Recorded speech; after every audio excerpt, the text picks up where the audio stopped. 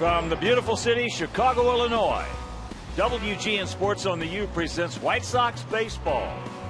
It's Paul Konerko, A.J. Pierzynski, Jake Peavy and the Sox as they get set to butt heads with Ramos Ramirez and the crosstown rival, Chicago Cubs.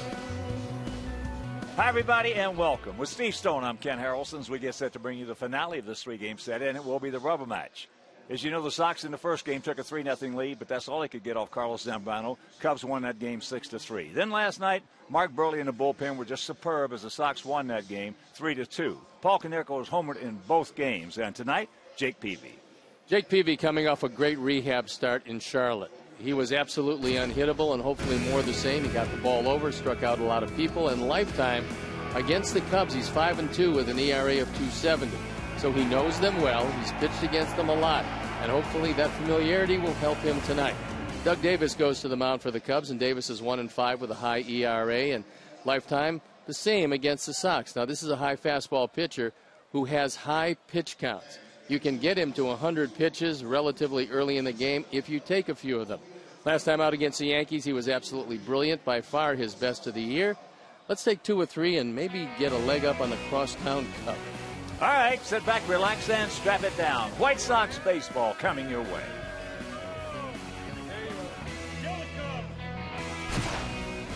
Chicago White Sox baseball is brought to you by Miller Lite Vortex Bottle. Taste greatness. By the Illinois Lottery. How does $1,000 a week every week for the rest of your life sound? Then play Cash for Life instant games from the Illinois Lottery. The longer you live, the more you get. And by Ford.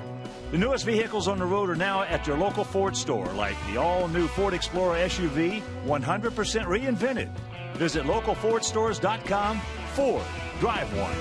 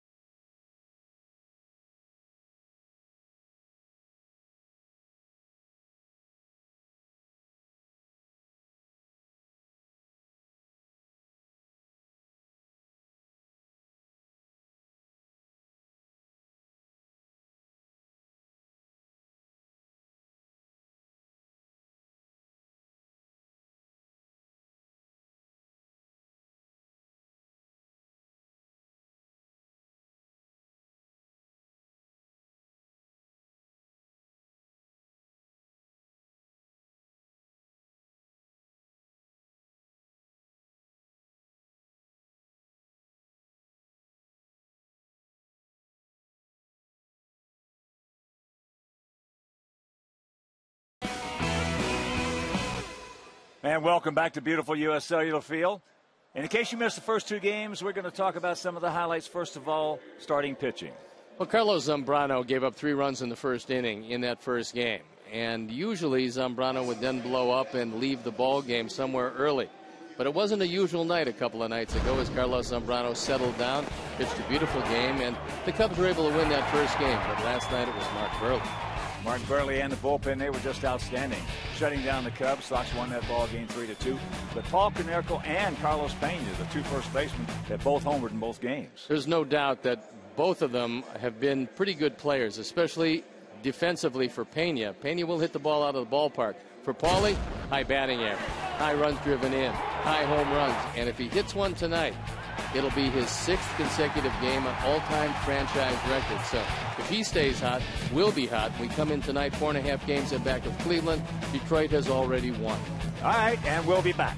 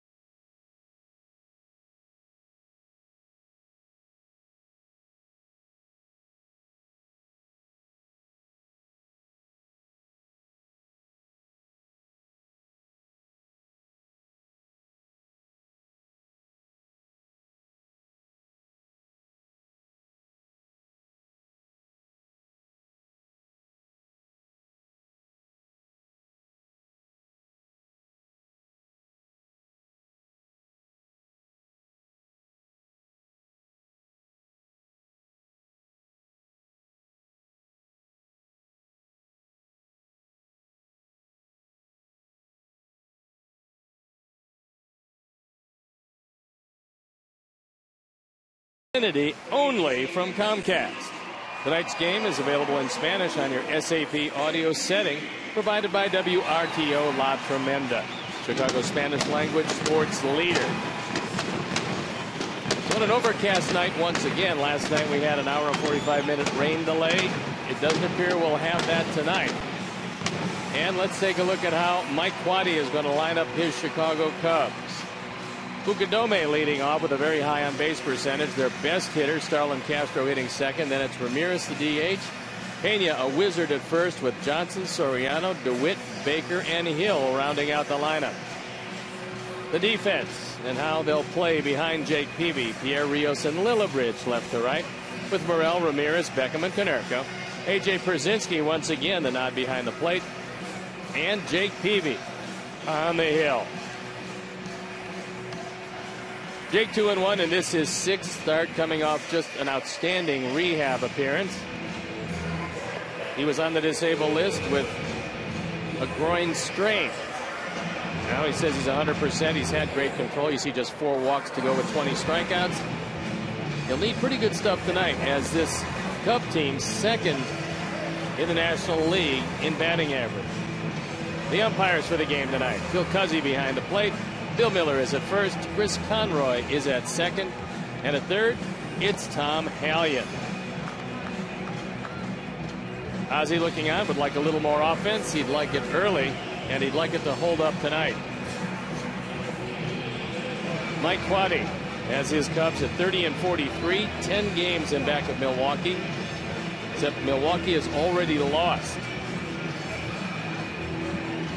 And so we're ready to play baseball. Jake is ready. We're ready. And I'm ready to turn it over to my play-by-play partner, Hawk Harrelson. All right, Stone Pony, thank you once again. Good evening, everyone, and welcome to White Sox baseball right here on WGN Sports on the U. Rubber match of this 3-game set. As here's Kosuke Fukudome hitting at .288, 3 homers. He's driven in 10, and Jake Peavy ready with the first pitch of the ball game. And it's a strike. Fukudome 1 for 5 in the series, and lifetime against Peavy is 4 for 13. He came on last night with a big pinch hit for them. Didn't amount to anything, fortunately. And that ball sinks away. They took the opener 6-3, and then last night Sox won it 3-2. That breaking ball down low. All time, Sox have 42-38 versus the Cubs, and in the last 17 games between these two teams, Sox have won 12 of them.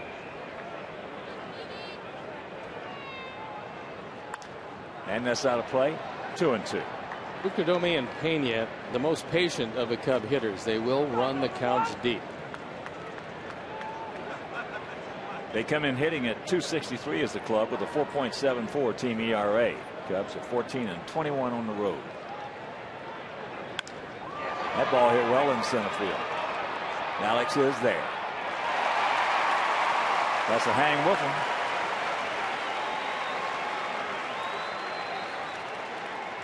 And it's out number one. He hit it right on the nose, but to the right part of the ballpark as far as we're concerned.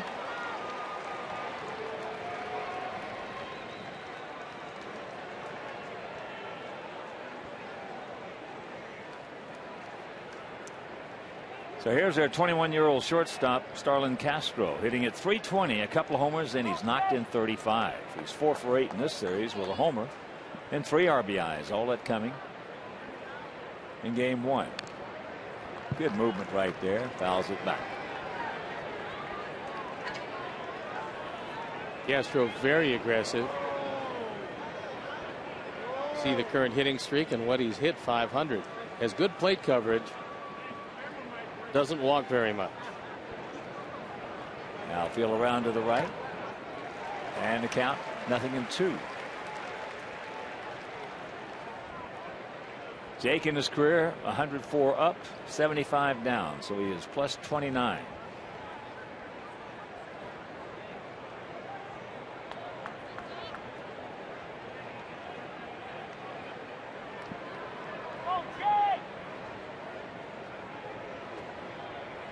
And the 0-2 pitch.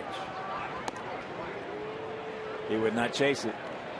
Aramis Ramirez, the on-deck hitter. Castro has pretty good plate coverage away. And there you see the lifetime numbers of Jake Peavy. He's been pretty tough against the Cubs. He's seen him a lot when he was in that San Diego uniform. Watch out. Right back to the middle.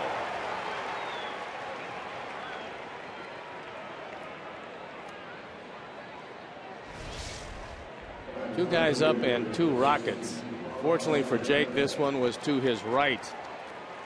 Otherwise, that one was about neck high. And here's the DH tonight. Ramirez hitting at .282, 5 homers and 33 driven in. Wouldn't be surprised if they turned Castro loose on the base paths. He's 9 for 9 in stolen bases. His entire Cub team has only swiped 21. They've been caught 9 times.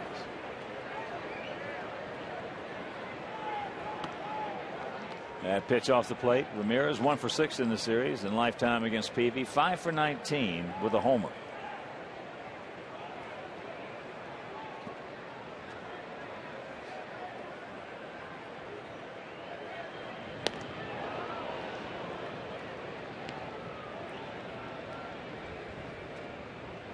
Bobby Dernier, the coach at first. Von de Jesus, the coach at third. That one a little closer. Bill Miller says he was in under the tag.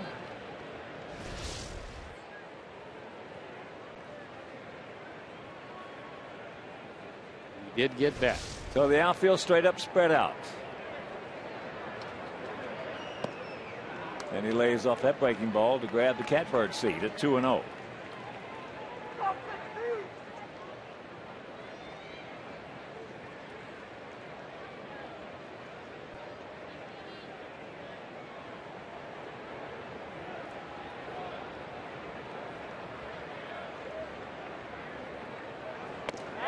And there's a strike. But he's going to run. It's going to be here. If he doesn't run, probably because he'd like to see Pena come to bat this inning.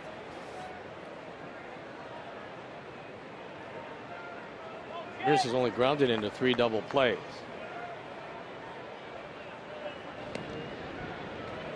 And here at beautiful US Cellular Field, 330 down the left field line, 335 down the right field line, 375 in the gap, send 400 straight away center field.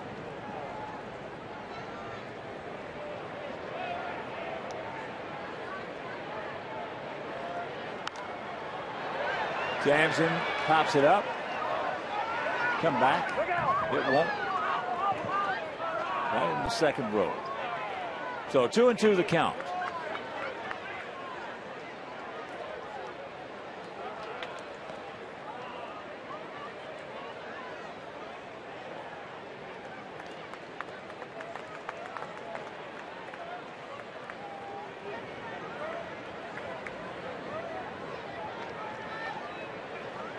"33-year-old veteran. I think he'll be 33 in just a couple of days." And a 2-2.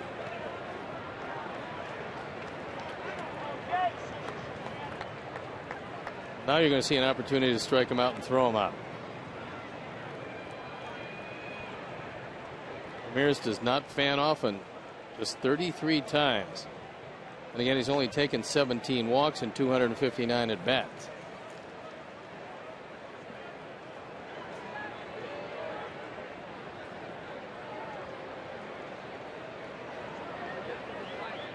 Good jump and a foul ball.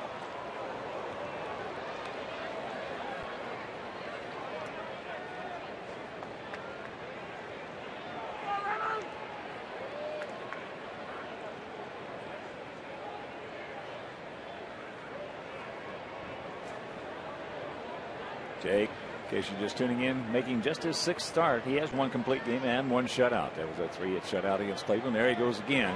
Not quite as good a jump right there. But here comes Lillibridge. He's there, makes the catch, and that's 2 down. Gordon Good Beckham, job after falling behind 2-0.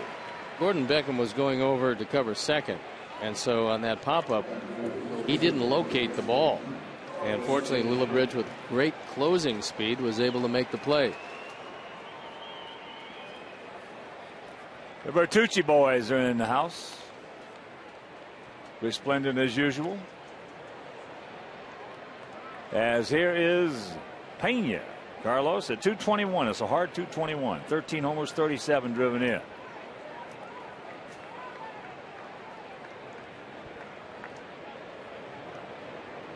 Two for 7 in the series. Both those hits left the premises.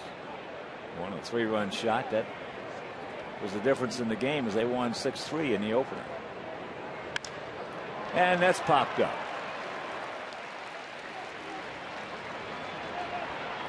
Pierre calling him off, makes the catch, and that'll retire the side.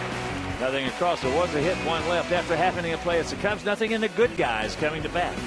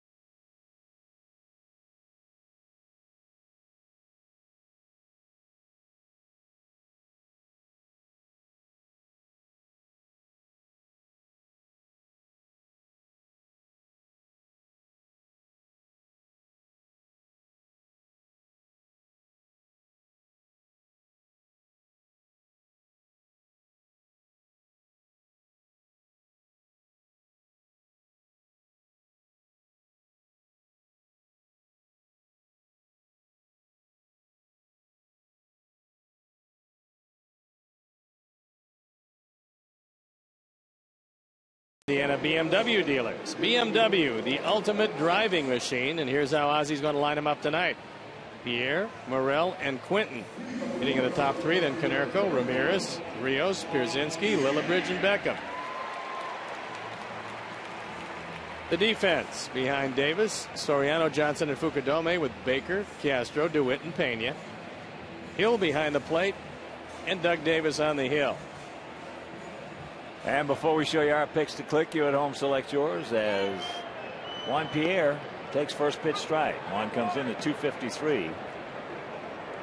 Sox hitting at 254 as a team with a 4.00 ERA. Sox 17 and 18 here at home.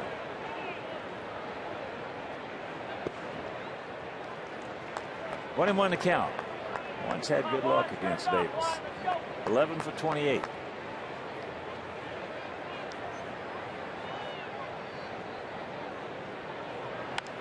That's out. Well, they asked Juan what Davis will try to do with him. He said he throws me a lot of cutters or sliders away. Try to throw the high fastball, even though it's not overly fast at this point. He's coming back from arm surgery. 2009, 9-14 with Arizona. And that's in the hole. Castro can't make the play. Going to be base hit E6.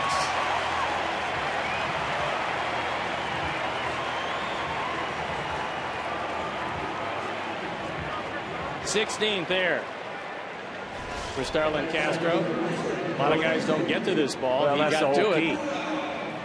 We talked about that in the first game in those arrows. When you get as much range as he's got, you're going to make errors. Well, this is the first ball in the entire series that Carlos Pena doesn't pick.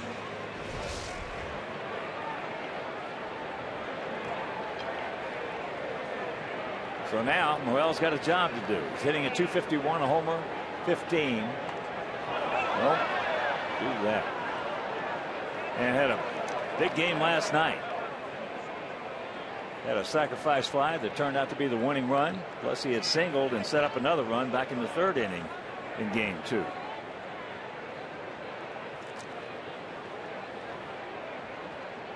like it's going to be Castro who is going to be charged with holding Pierre close at second. Took that pitch nicely.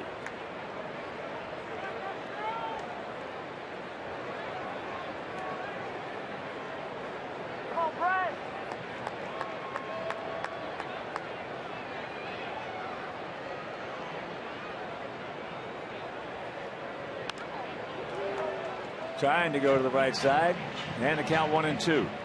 That's the first error that this Cub team has made in their 7th game. They had 6 errorless games, and for a team that is second last in defense, it's error number 58, but they had a good run at it.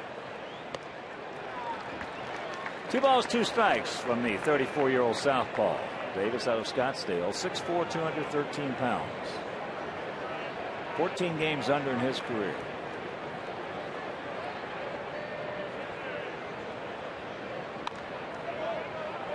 And it's top foul over into the Cub dugout. No score, bottom of the first if you're just joining us here with an infield single and the throwing arrow by Castro at second base. There you see the last time out against the Yankees where Davis was absolutely brilliant. By far his best game in quite some time.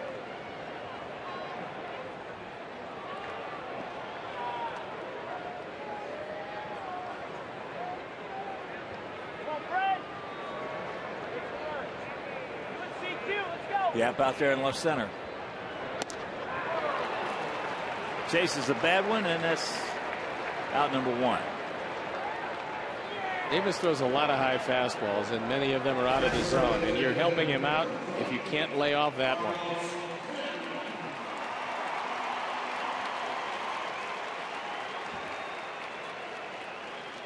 So here's Quentin. Hitting at 260, 17 homers, 48 knocked in.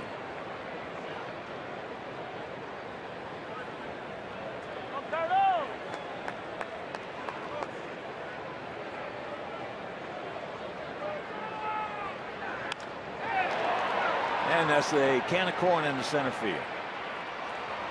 Here's tagging. Here's the throw. He gone. No, he beats it. Ball beat him, but he missed the tag evidently. Great throw right there by Reed Johnson. Mercy. Tom Hallion on the call. Johnson sets up nicely, throws it on the fly, and it looked like where Baker set up to make the tag, he didn't get him. And he didn't get him. No, he did. Good call by Tom Allion. Hand got in there just before the tag. So here's Paulie. Paulie hitting at .331. 21 homers and 59 knocked in. Not going to mess around at all with Paul Carpenter.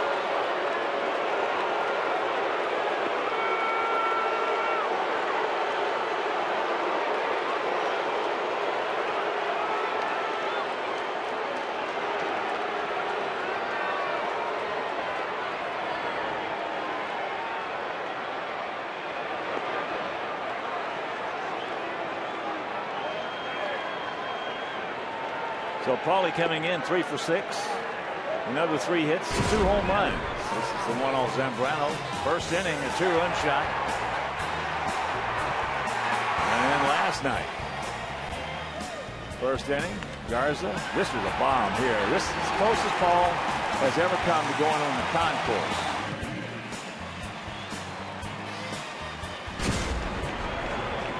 You can't blame Mike Quaddy for not wanting to face one of the hottest hitters in the league. That's the 5th intentional walk that Paul has received this year. And here's Alexei. He's hitting at .288, 6 homers, and 35 knocked in. Apparently Doug thinks that Paul suddenly has rediscovered his speed. He's holding him close at first. I'm kind of surprised that Pena is holding him at first.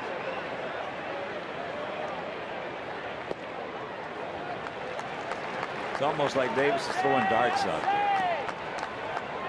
Well, there was a time when he had a pretty good fastball, but coming back from arm surgery and battling his way back. Davis, who started with Texas, made it to the big leagues with the Rangers first before going to Toronto and Milwaukee. That strike in the count 1-1.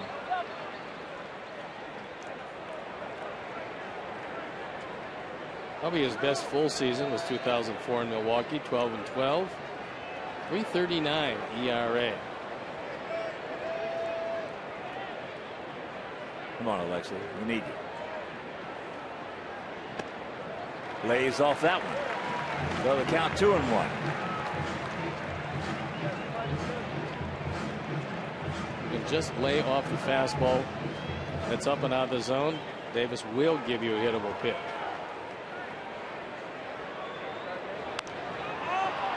And that's popped up. So we've been having a lot of trouble getting a 2-out base hit with men in scoring position.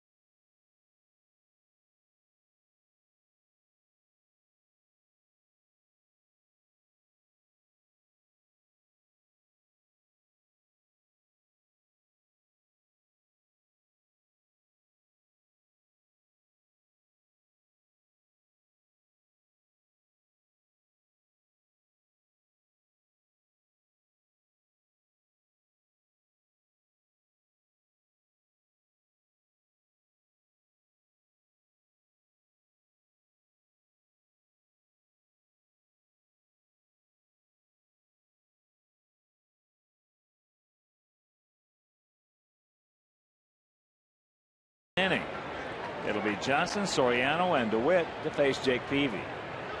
And the rain has started to fall here at U.S. Cellular Field. First pitch strike.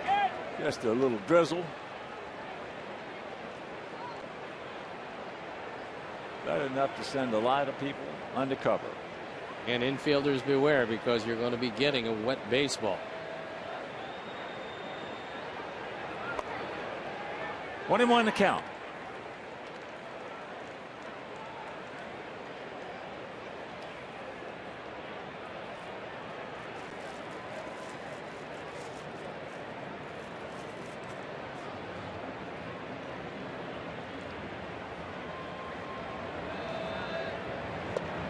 Nice quick slider. But Jake has been good this year. It's because he has changed speeds with everything. He'll change speeds with his slider. He'll change speeds with his fastball. And he'll use 3 different speeds on the fastball. So you can guess the pitch. You just can't guess the velocity.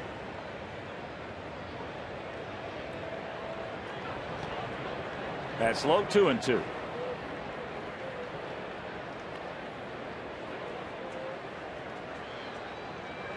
Over his last 10 starts, it's been pretty good. They've been spread out over a year period.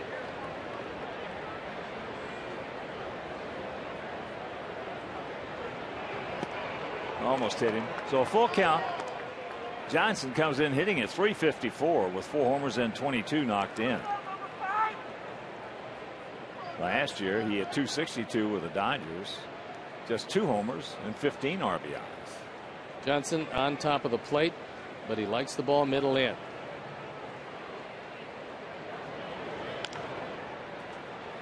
Guys will tell you where they want the ball. Just where they stand in the box.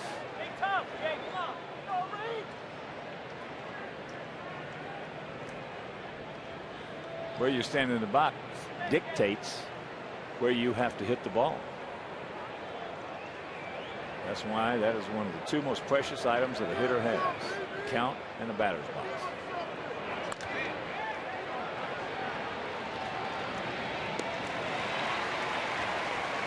One down. And you can lower your home electricity rate in 9 minutes or less. Check your Sox game card for a special promo code and visit home.constellation.com to learn what you can save. So for tickets, call 866-SOX-GAME or visit whitesox.com.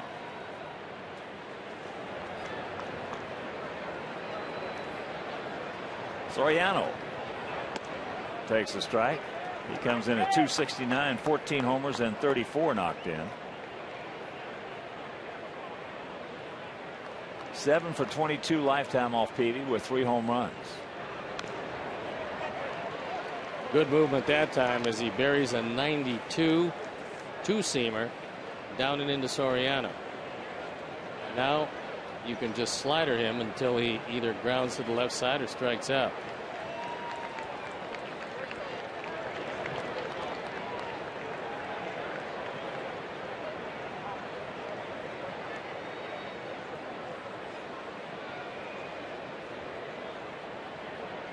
Rubber match of this 3-game set. Off day tomorrow. Then let's see. Nasty Nats coming to town over the weekend. Is that Jake upset with himself right there? Nationals 1 game under 500 as they enter play tonight.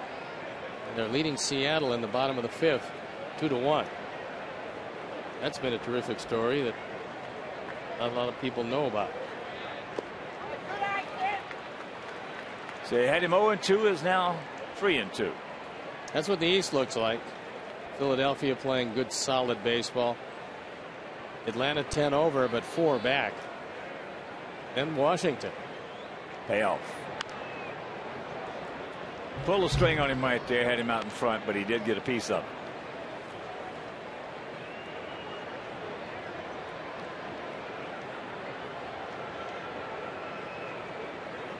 Pitch number 31. With only 1 out here in the 2nd.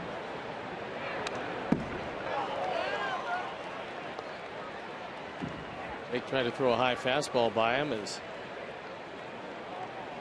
Blake DeWitt standing in the on-deck circle.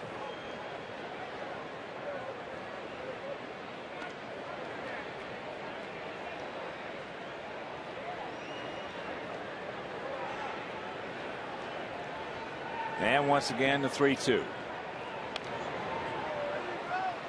Another off speed, had him out in front, but he did get the foul.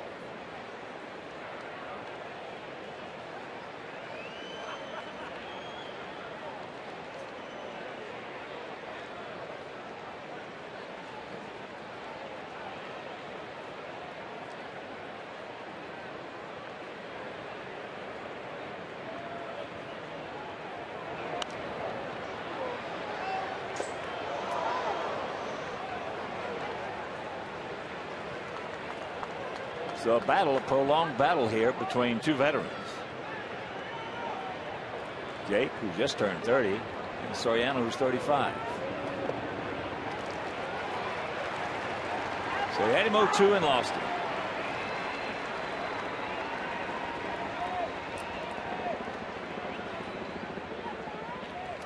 And the new mayor, Bob Emanuel.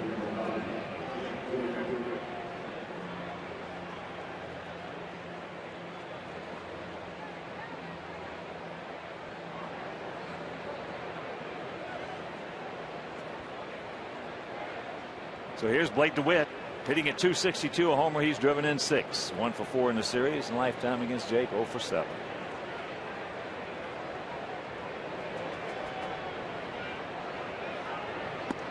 That's high and wide.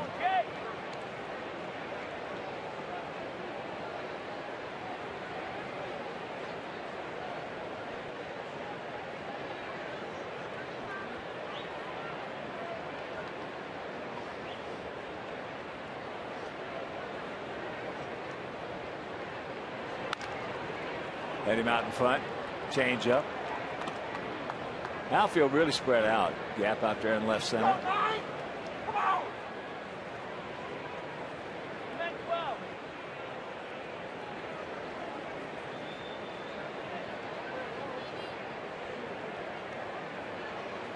DeWitt just 25 years old.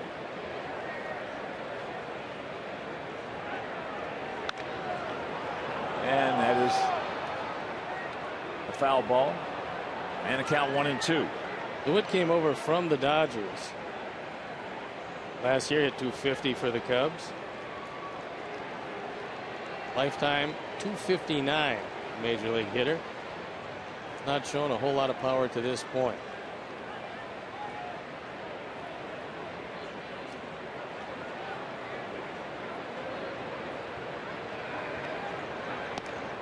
He gone. 2 down. First strikeout. After a few off-speed pitches, he just got outguessed. This ball, a perfect pitch at the knees on the outside corner, and caught him looking.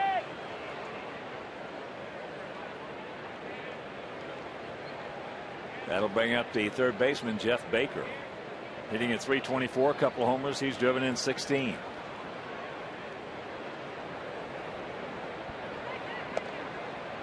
Takes a strike. Baker, another guy you want to keep the ball away from. He's also looking for the ball middle in.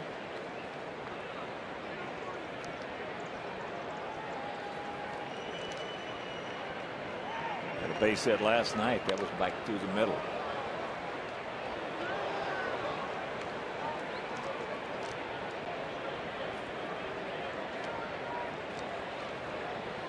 And very quickly the count 0-2. Like a lot of these Cub hitters, he doesn't walk. 3 walks and 108 at bats.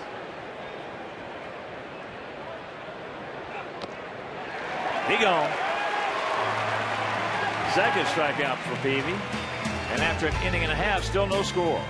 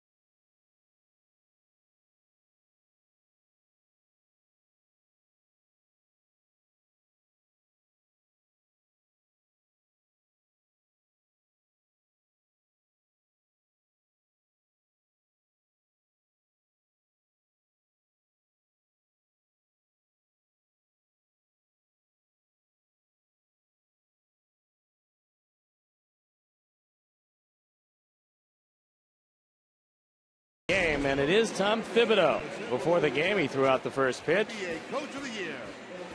62 wins will get you the Coach of the Year. And he did, and he was.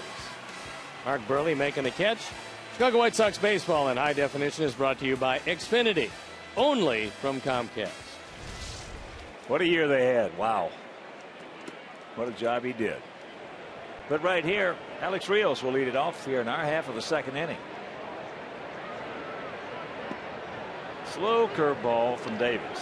Alex at 212, 6 homers, 20 knocked in, 2 for 6 in the series.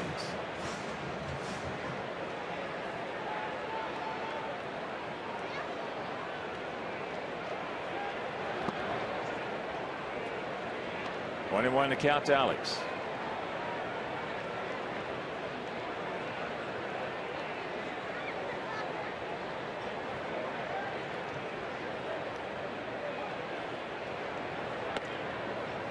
And there's the strike.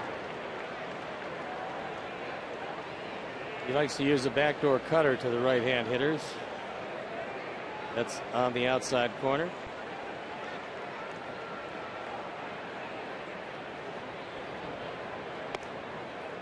Lays off of it. 2-2.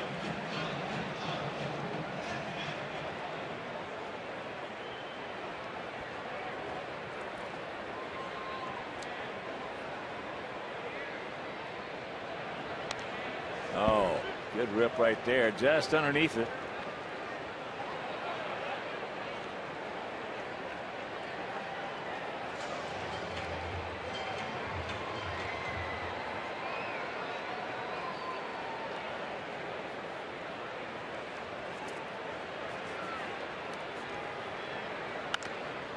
And that is chopped down by Harold Baines. And while we have a moment, big White Sox hello and congratulations. A couple of days belated 70th birthday. Big Sox fan for 55 years. Susan Fisher from Highland. Happy birthday, Susan.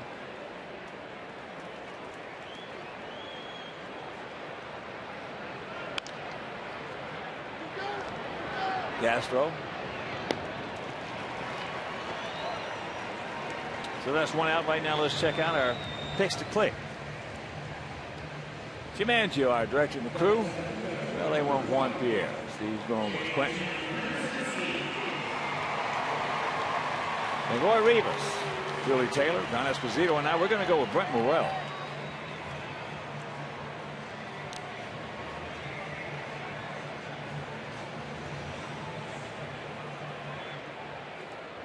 So here's AJ. 4 for 7 in the series, hitting at 291. Takes first pitch strike.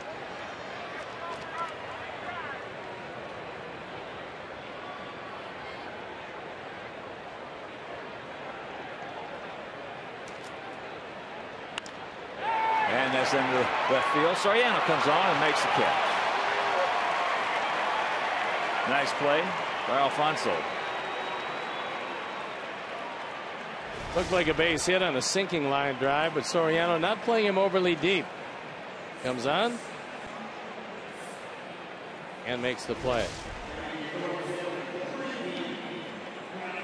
So 2 out, and here's Lillibridge. Been hitting at 266, 7 homers and 13 knocked in.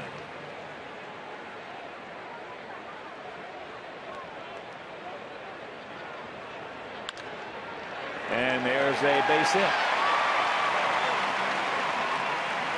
So good speed aboard. First ball fastball, and with Castro playing him to pull, he just took it to a normal shortstop position. Take a look at the location. He kept it out away. And good speed aboard.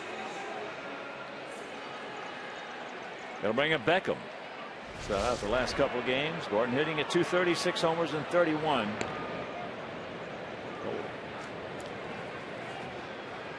Hold it. 21 RBIs.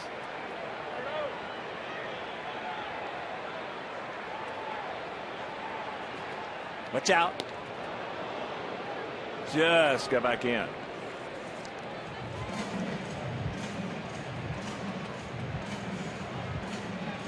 Six out of 10 in stolen bases. Coy Hill has a very good arm and a very quick release behind the plate.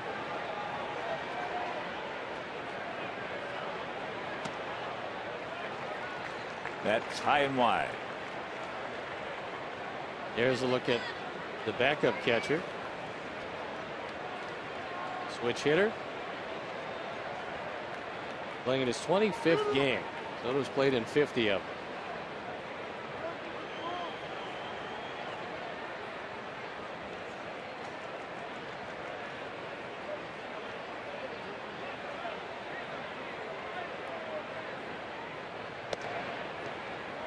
That evens the count at 1.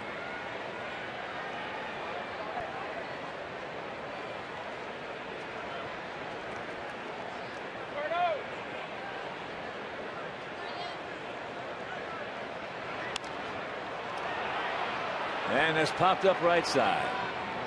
Duel will make the play, and that'll retire the side. Nothing across. We'll go to the third. No score.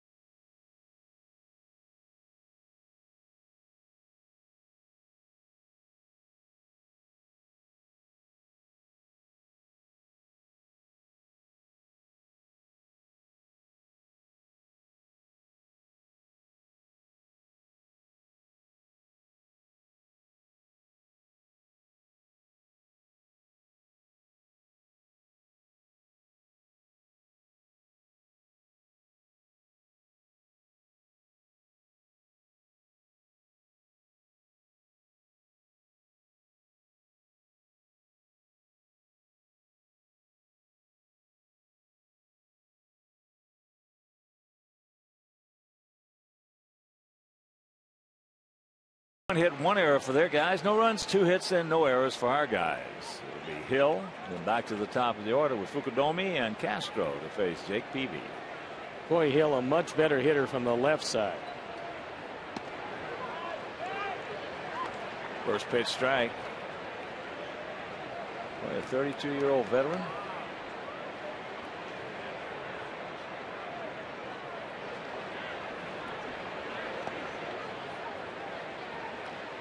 And the count evens at 1. He has the distinction of being the 40th man on the 40-man roster. They chose the Diamondbacks to protect him, exposing Dan Uggla to the Rule 5 draft. One of the better Rule 5 picks by the Florida Marlins.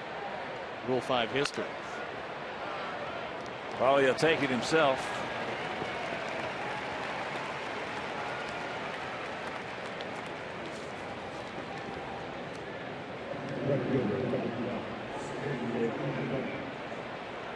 And here's Fukudomi. Leading off the ball game, he just dead centered one deep to center field. Might be everything he's got that way. And Alex went back and hauled it in.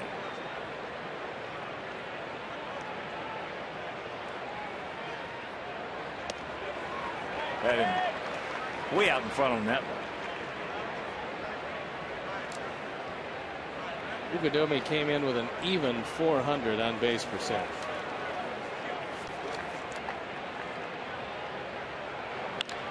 And there is a base. Oh, look at this. Beautiful play by Beckham. What a nice play. A nice layout by Gordon, taking a base hit away from Bukadomi. Gordon Beckham has had a remarkable defensive year. Hasn't taken any of his offensive struggles out to the field with him. And he takes what appeared to be a sure base hit and turns it into a 4-3. Well, he's been a shortstop his whole career. Then when he first joined us this first year, they put him at third, and he really had some problems finding out the speed of Major League Baseball at the hot corner, because he had been used to having another 30 or 40 feet at shortstop. And the last 2 months of the season and his first year, he was one of the better third basemen in the American League. Now they move him to second base. Had some trouble at first, learning the nuances of how to play the game. And now, I'll tell you what, his range is as good as any second baseman in this league. And he has the advantage of having a shortstop's arm at second. Committed just the one lone error.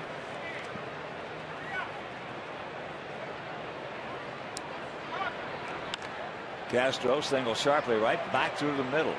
Gordon's just a heck of a talent. He's a heck of a baseball player. He's got to get his offense going. He's got to have a thought process that he's still trying to figure out. And when you don't have your thought process or that routine figured out, that puts you in between, and that's the worst place a hitter can be, is in between. That breaking ball low and away. One of the things I didn't know about Gordon, I talked with him because I saw him taking some swings in early batting practice from the left side. They said he used to be a switch hitter, and his swing left-handed is actually a better swing than his right-handed swing. Another breaking ball wide. Well, that's not going to be his problem, hitting right-handers, once he figures it out. We saw what he can do in his second year, first full year. He was an offensive force.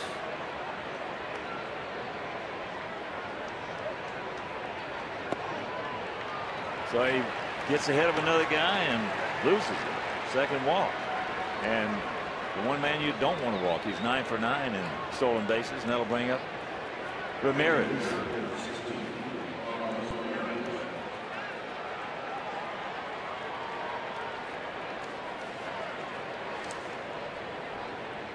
Here comes Don Cooper.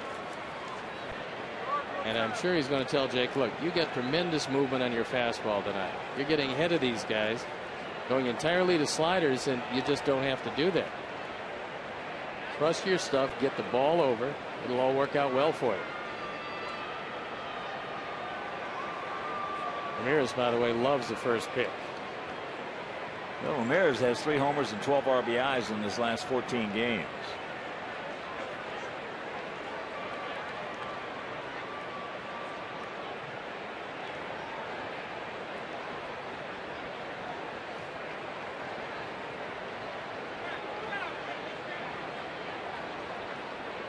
Castro, decent lead.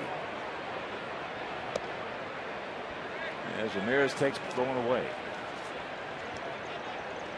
Cleveland leading the Rockies 4-1, top of the 7th at Progressive Field.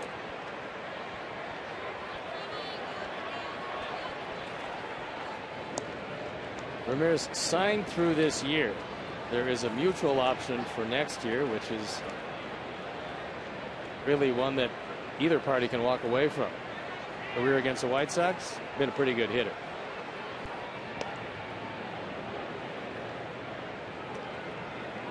Yeah, he's been impressing us since he was with that Pittsburgh club. He's been a run producer for a long time.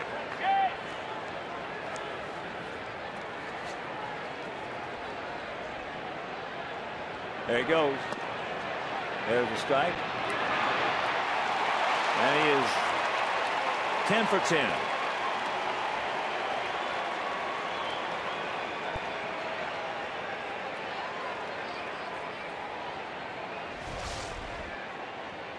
Jake uses a high leg kick. Castro looks back and slides under a throw that's right on the mark. AJ did everything he could right there. Perfectly.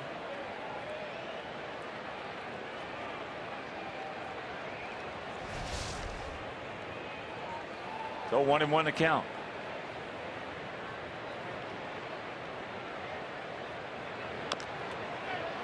And that is top foul.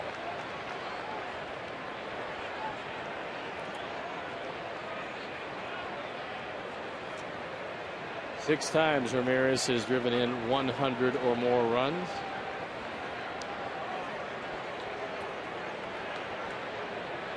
And odds are overwhelming that next year he'll be on the market.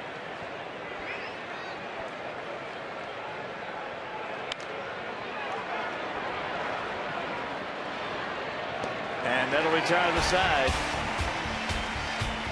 They strand one. They have stranded three in the game, and after 2.5, still nada.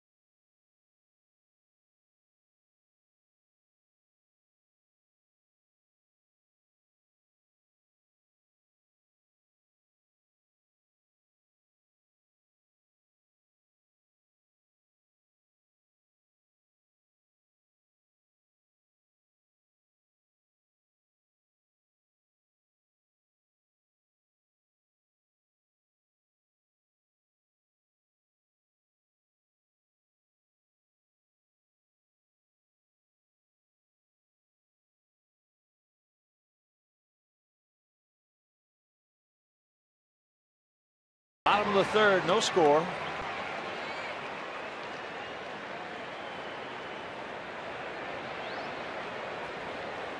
Pierre had an infield single. There's that slow curveball from Doug Davis. Baker and Pena at the corners are in close, especially Pena, who's on the grass. Nice snap right to the glove.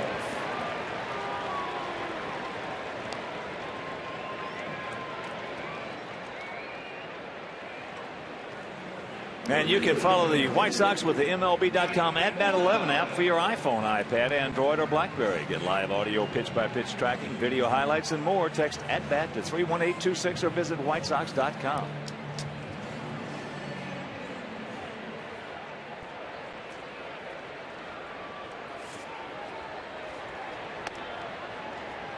Brent Morel struck out his first trip. Swung at a couple pitches high and out of the zone. He's not going to do that too often.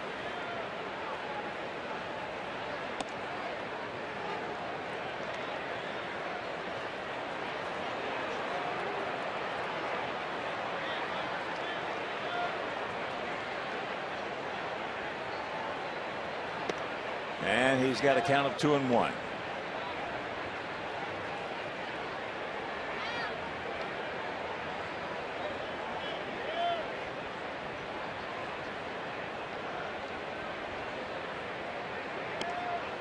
And 3-1 with Quentin on deck.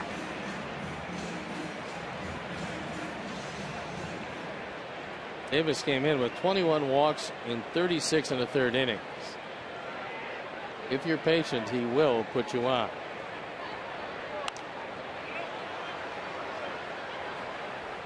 Had him out in front on that one.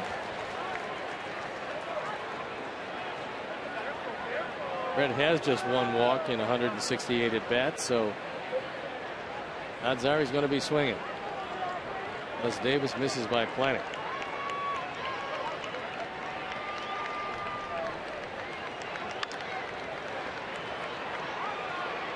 Castro backs up, guns it over in time, and that's out number 2.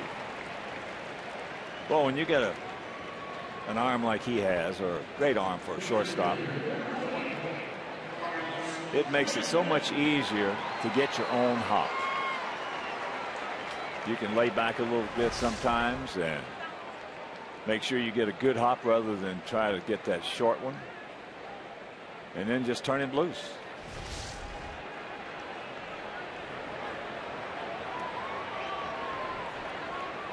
As here is Clinton.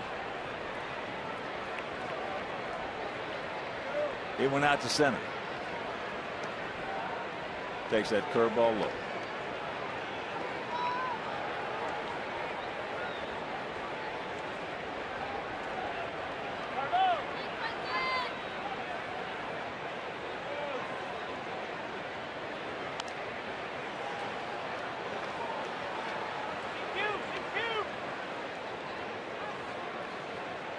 There are a lot of strong right-handed hitters who just hate to face guys like Davis.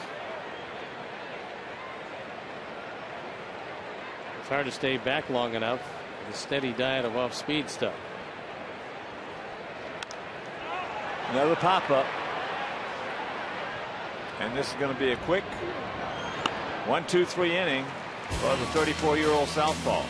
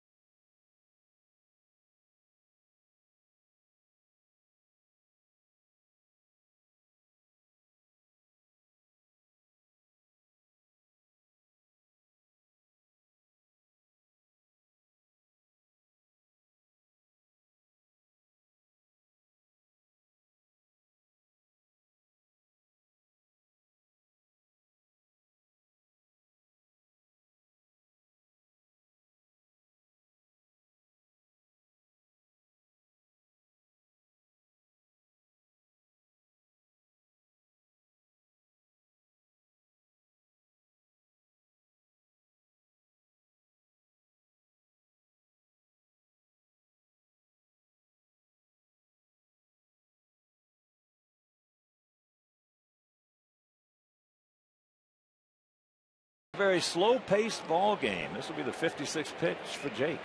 Well, surprisingly, Jake Peavy has had worse control than Doug Davis. That's not usually the case, but it's been the case so far. There's only 3 hits combined in the ball game. Sox have 2 of them. Pena takes first pitch strike. He popped up to short left field.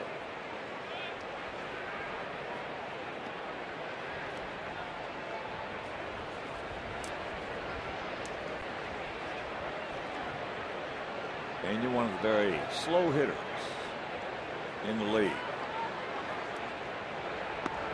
Oh, yeah. Pull the string on him. Good movement. And count 0-2. And I don't blame him. I'll tell you that. You got to hit at your own pace. But I'm surprised more umpires don't tell him to get back in there. They are supposed to. Well, there's no reason for him to stand as long as he has outside the batter's box when the pitcher's ready to throw the ball. Well, the commissioner mandated several years ago some things that worked for 2 weeks, and he gone. Well, that'll get him out of the box.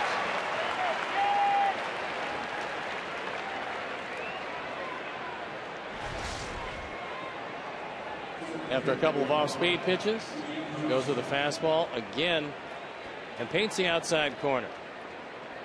He has struck out 3 guys. In fact, 3 out of the last 4. And here's Reed Johnson, who grounded out in a lengthy at bat to short.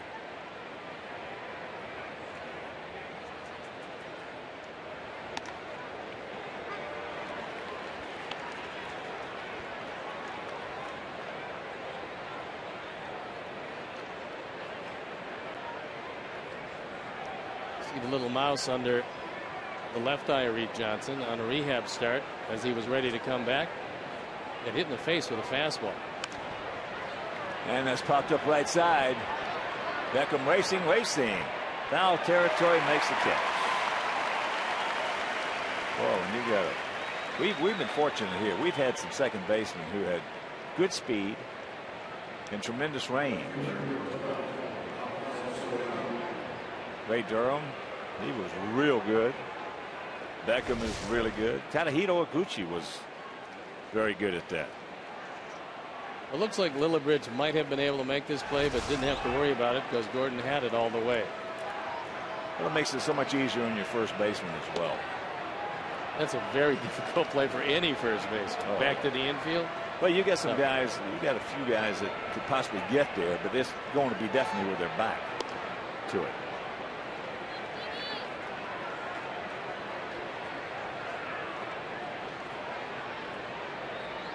Two 2-0 the count. Soriano, and it's 3-0. He walked after being 0-2 in the count back in the second inning. Probably given the 3-0 green light. And AJ was just motioning to Jake to think about that. There's the strike. Not on the knees, right on the outside corner. Even a green light doesn't produce a swing there.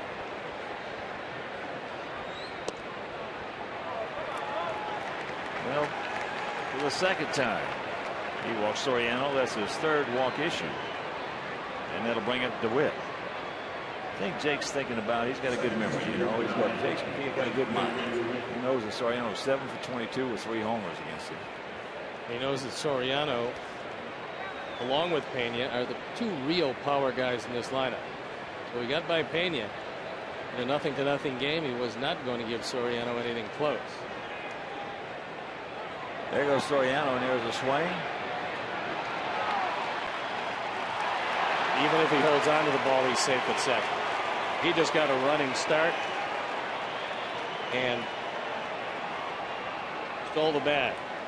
That's his first attempt of the year. Yeah, that one's on Jake. Didn't pay any attention.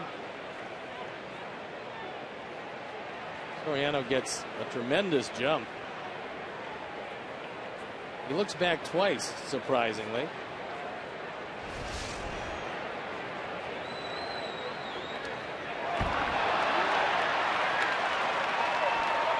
Second wild pitch of the year for Peavy.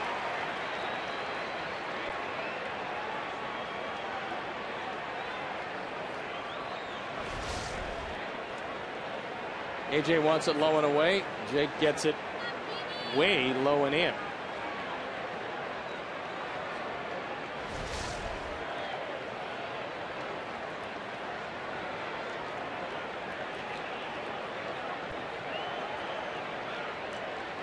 And the 1-1 pitch. 1-2. If you're just joining us, did not hear, Tigers beat the Dodgers 7-5 this afternoon.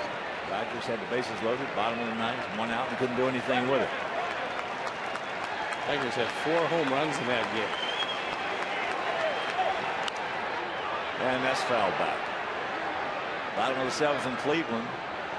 It's a 4-3 Indian lead over Colorado. Rockies scored 2 in the 7th to tighten that one up.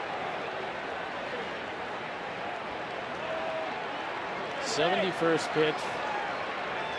We're now through the 4th.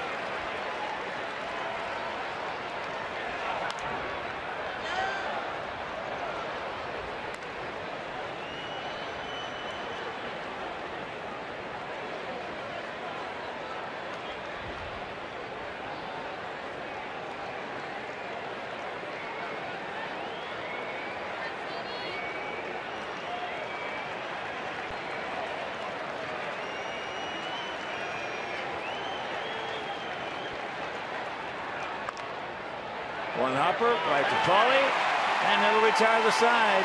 We go to the bottom of the 4th, still goose eggs.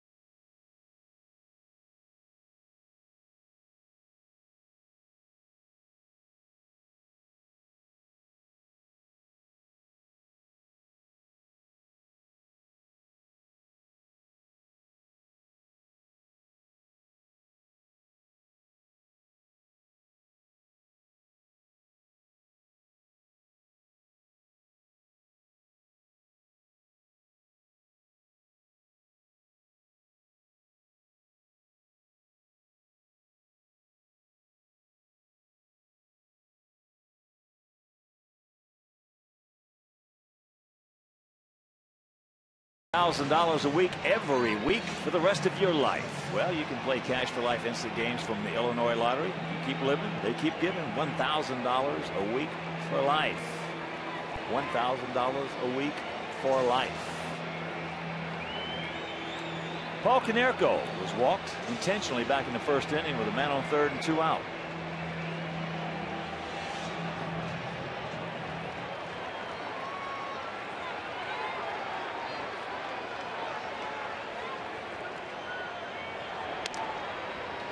Takes ball 1 in that 4-3 Cleveland lead, bottom of the 7th at Progressive Field. Ty Wigington of the Rockies has hit his 8th and 9th home runs, accounting for all 3 Rocky runs.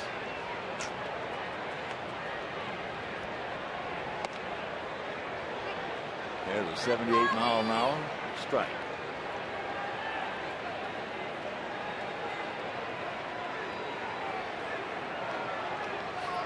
Pauly has homered in 5 straight games, tying a franchise record with 5 other people. 4 other people, actually. Big Hurt did it twice. And Davis has only given up 1 home run this year. One thing about it, you certainly have to supply the power. Yeah, he's not going to throw too many fastballs in the zone. And that ball lined into right field.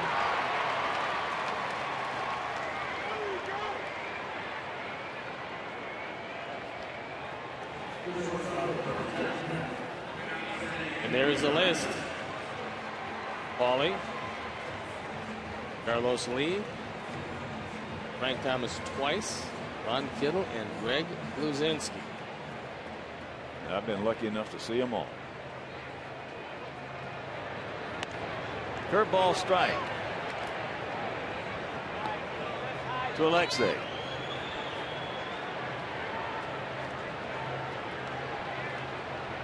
He fouled out to Baker at third. Backs that curveball up with a sinker.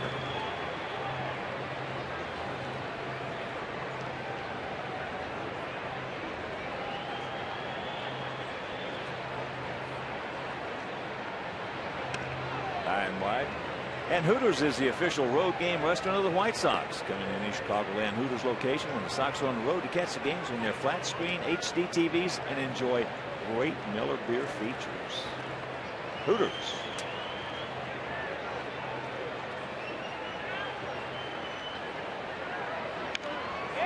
And there's a base hit. Just muscles it over the head of Baker. Makes a big turn. And that pulls up. So just the third hit for our guys. Gotta be careful with Soriano. He'll take a while to get to the ball, but he's got a very accurate arm. Tries to cut that fastball in on Alexei's hands. It was up. Doesn't get a whole lot of it, but he gets enough of it. So here's Alex. 0 for 1. He's grounded to Castro at short.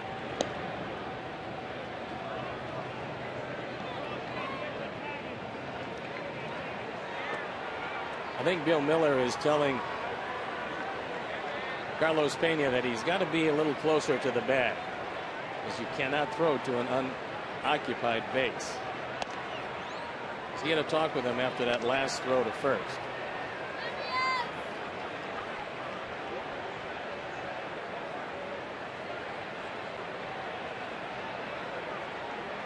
Well, if he is, I'll tell you what, I've never heard that umpire telling the first baseman you got to play. I mean, that's what this did. There's another base hit. So Alex, I think the rule is if you throw in front of him, it's a ball.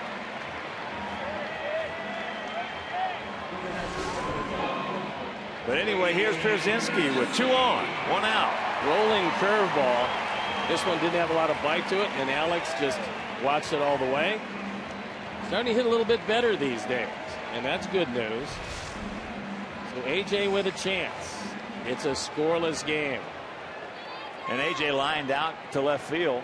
Soriano came running in, stayed with it, and made a nice catch. Wasn't shoestring, but about shin high.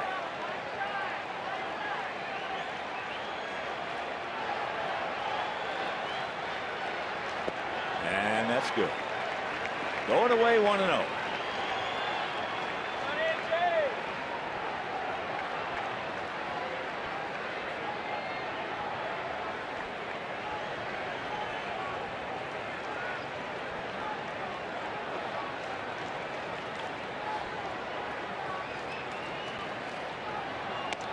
And it's 2-0. Well, the last 3 starts, Davis has walked 3, 5, and 3. Tonight, the only walk has been intentional. His control has been better than normal.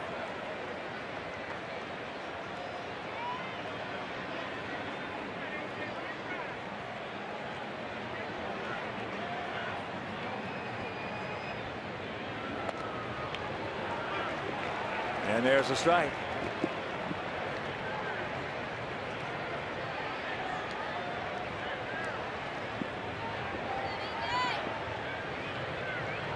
Witt does not have a whole lot of range at second. And another strike. That one at 86. So 2 and 2. Billy Bridge on deck.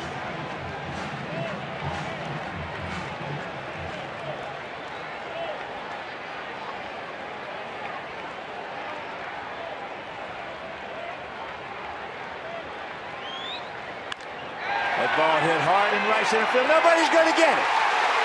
That's to the wall. Here comes Alexei. Here comes Alex. AJ on his way to third base. Safe. A 2-run triple for Pierzynski. Sox lead it 2-0. Yes.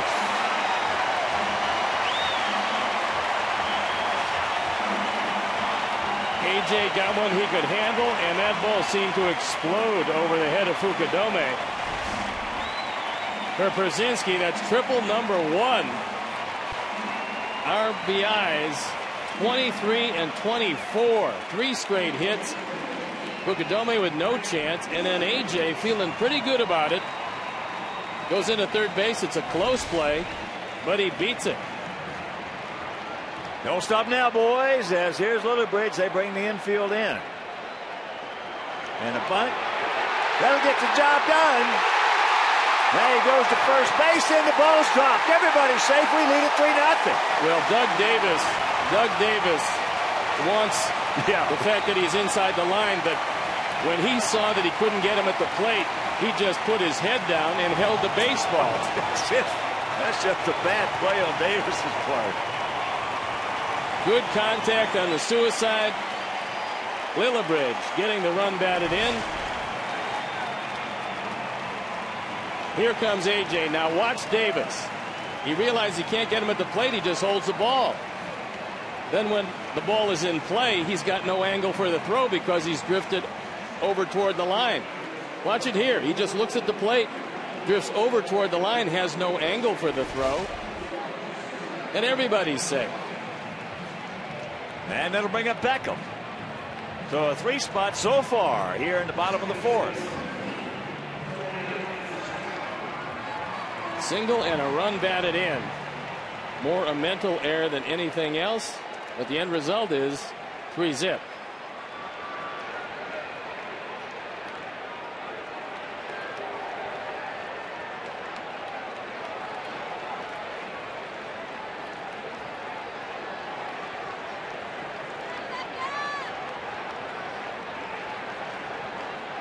First and 30, Gordon.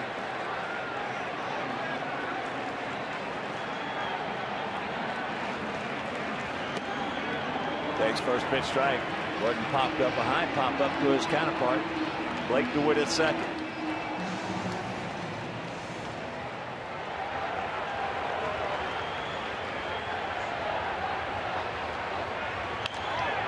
And there's a shot off the glove. That's a base hit.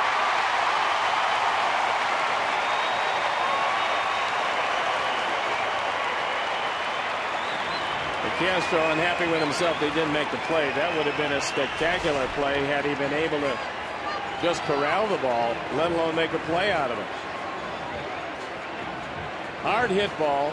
Ball bounces off the glove, bounds away from Castro.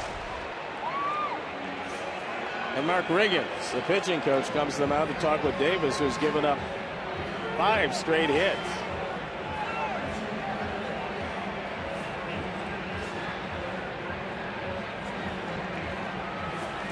And while they're having that talk, a reminder you can join the Shy Stocks mobile group today by texting Paul, that's P-A-U-L, to 244-769 for a chance to win an autograph. Paul Canerick will bet in 2 Gold Coast Ticket Club tickets to the game on July 8th. Text Paul to Shy Stocks 244-769 to be in.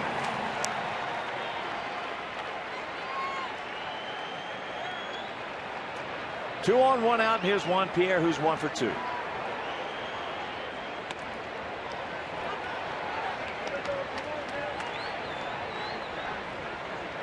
Now through a short, swung around to the left. Bit of a gap out there in right center. Baker off the line, even with the bag at third.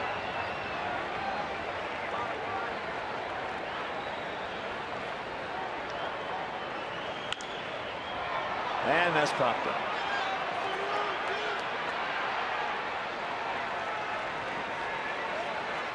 So 2 down.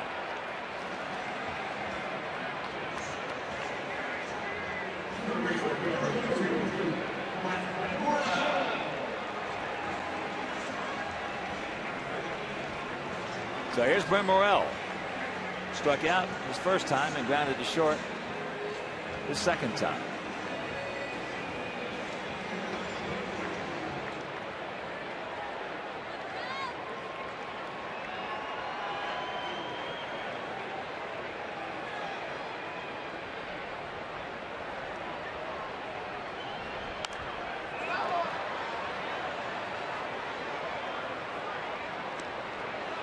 Out of the way right side. Quentin on deck. Come on, Brent. Bristle up right here, buddy. Roll your neck.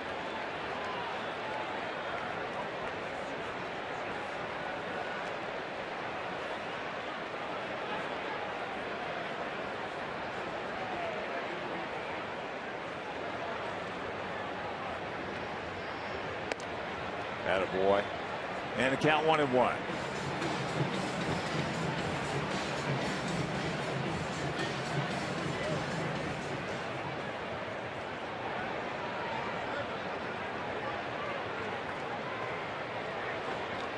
Gap in left center. And that's a little high. Atta boy. 2-1.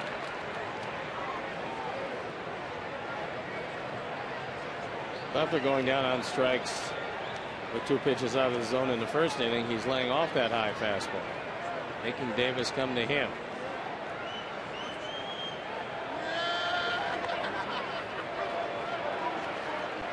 So 2 on, 2 out, 2 balls, 2 strikes, 3 in so far here in the bottom of the 4th.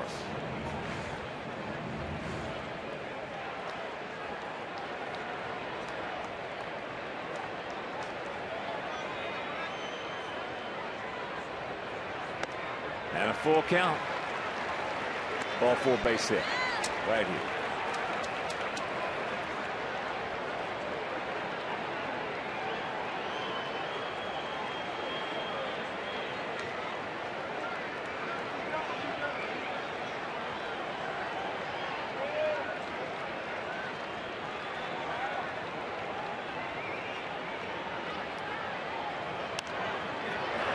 Fouled, and that will be unplayable because it's about 3 rows back.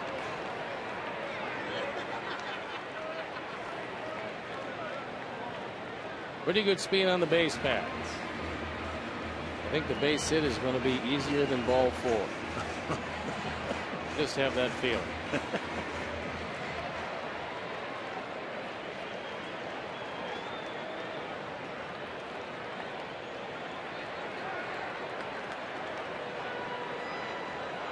And once again, the payoff. Oh, was out of the zone. That was ball 4. That was ball 4. The pitch before was ball 4.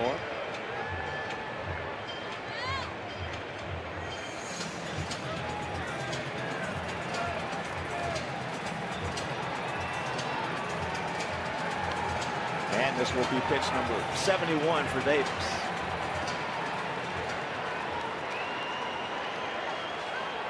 Right-hander warming up for the Cubs. Talked about getting him to around 100 by the 5th inning. Still doable.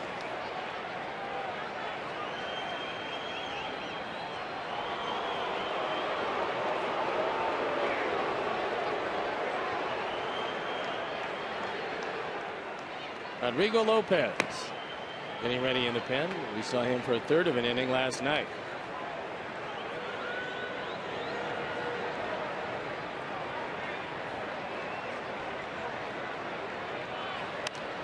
And another ball 4. Yeah, he's at ball 7 in this at bat.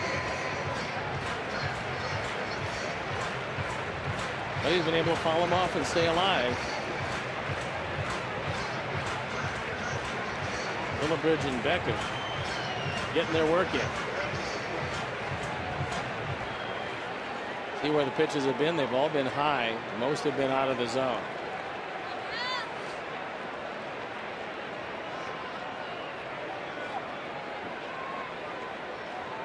And once again. And that ball hit into center field deep, but not deep enough. Back near the track. Hauls it in. But a crooked number goes up on that board. We'll go to the 5th, leading 3-0.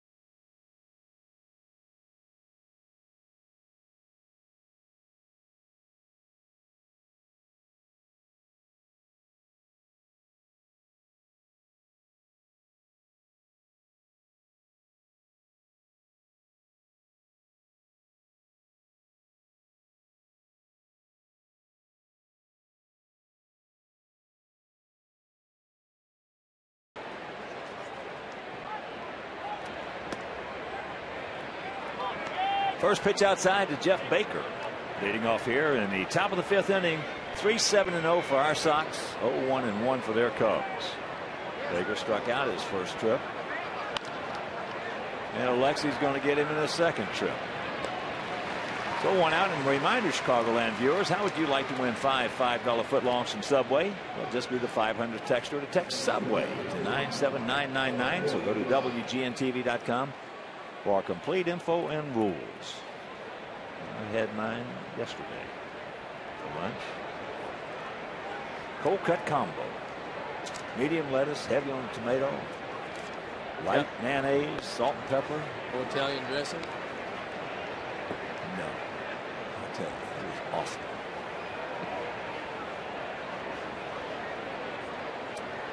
So here's Hill. He grounded out to Paulie. Can't get it. Jake's thrown 6 ground balls, struck out 3. So 3 innings worth of baseballs that didn't leave the infield. First inning they hit fly balls. After that, not so much.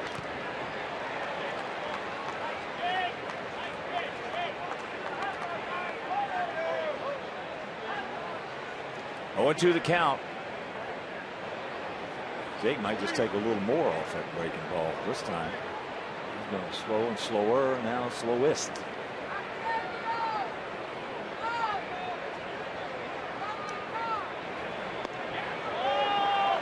Good try, didn't get it. Just missed off the outside corner.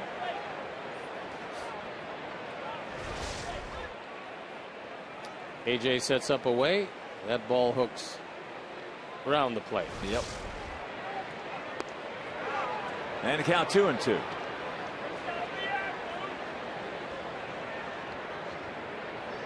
I wonder, coming back from the groin problem, if Jake is on some sort of a pitch count tonight.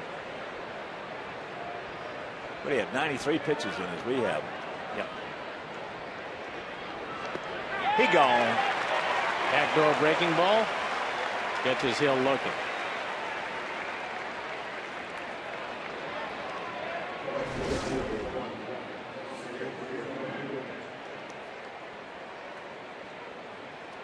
It's a break. We'll take it.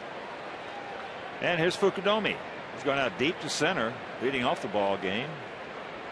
Then it looked like he had a base hit for sure in the 3rd, and Beckham made a full layout, slide, dive to get him at first base.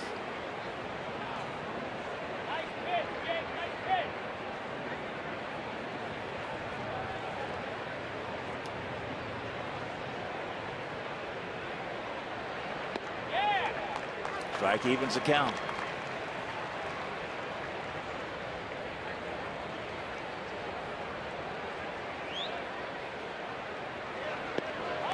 Just off the corner.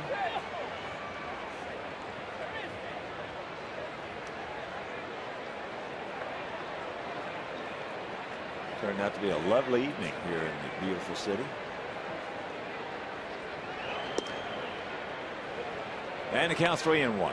We have taken the lead in all 3 games, only to give it back in both games and lose the first, win the second. And a full count.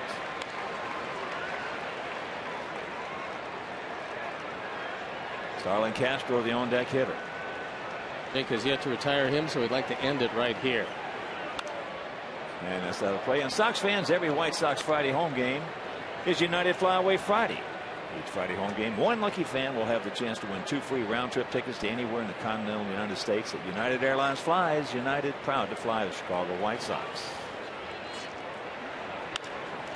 Lined into left field for a base hit.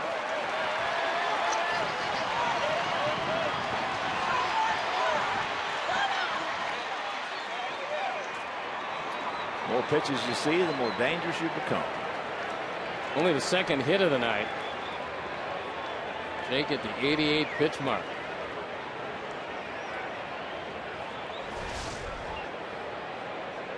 Fukudome reaches out. This ball is out of the strike zone, but he has to protect. Slices it down the line.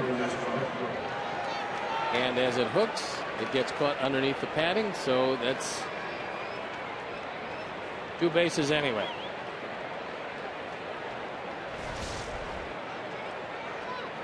Here's Castro.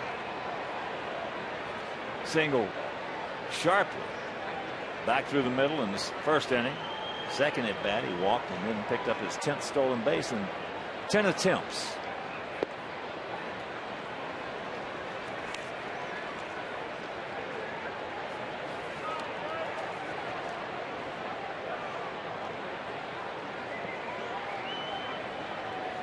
He's on a 7-game hitting streak.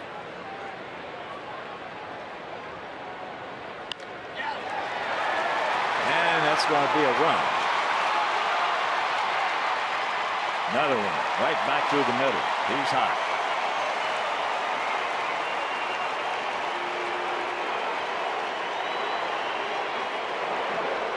RBI number 36. Fastball down the middle. Castro takes it back up the middle. And Jake has still not retired him tonight. That young man, 21 years old, has got 99 hits. That's second in the National League and third in the majors. So here's Ramirez. Can't get the breaking ball. Yeah, Castro's going to be something. He already is. He's going to get bigger and stronger, and eventually going to hit the ball out of the ballpark with more consistency.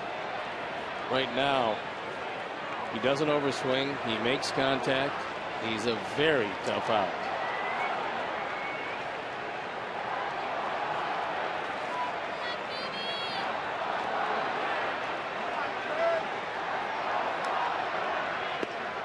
Strike on the corner.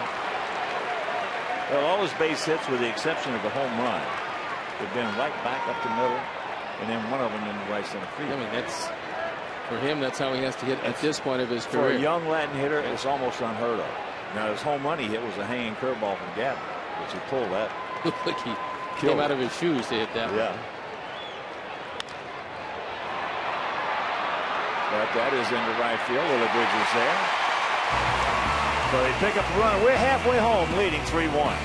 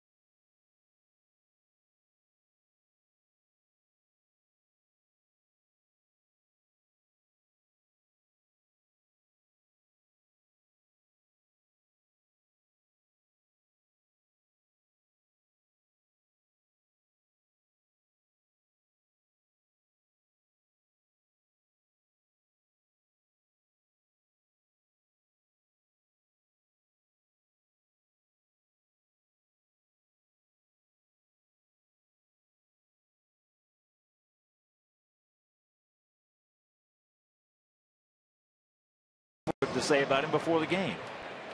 This kid's had a chance to be a great ball player. I don't say that much about ball play, but be careful. Because all the song, he hear all you guys how good he is. And hopefully that nothing go to his head. Make sure he stay the same way he is right now, very humble, play the game right. Don't change what you do, and you'll be fine. I mean, some kids that think all of a sudden they have a couple hits here and there, and they got in the paper every day how good they are. All of a sudden they change and everything goes out and they don't know what to do. Just stay the same way he does, and this kid going to be superstar. There's no doubt in my mind will be.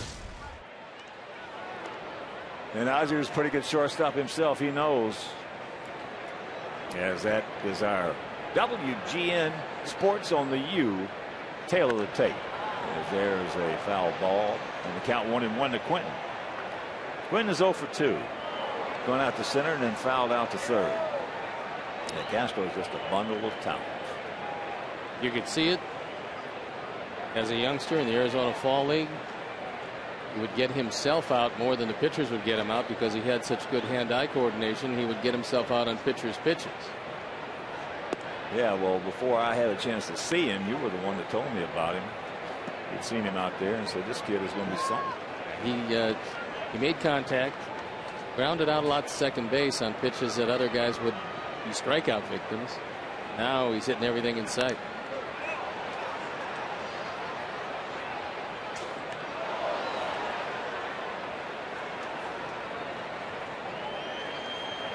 Their double play combination, Darwin Barney, who's on the disabled list after a slide at the plate.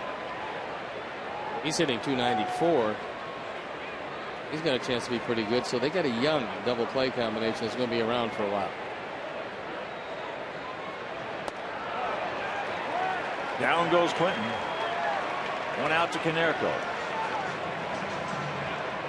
It's just the second strikeout for Davis. What we have failed to do in the 2 games in the series is once we did get the lead, the add-on runs became very difficult to do. Something we might not be able to afford tonight because that bullpen last night, Wayne Thornton and Santos threw a lot of pitches. And did a very good job. Crawley going out, lined out, I should say, hard to right field. That was in the 4th. He was intentionally walked in the 1st. If you're just tuning in, that was with Pierre at third base, 2 outs. That last pitch might have been his pitch. Over the last 20 games, he's had a lot of pitches that have been his pitch. Last one was a high changeup right down the middle. Well, he's hitting 19 of the last 20.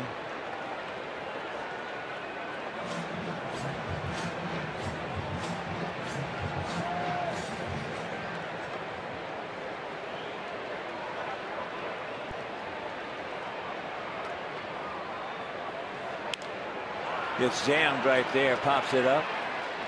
DeWitt. So probably in quest of his 6th consecutive game with a home run. Will have at least one more shot. And that'll bring up Alexei. He started off that 3-run 4th with a 1-out muscle single over the head of Jeff Baker.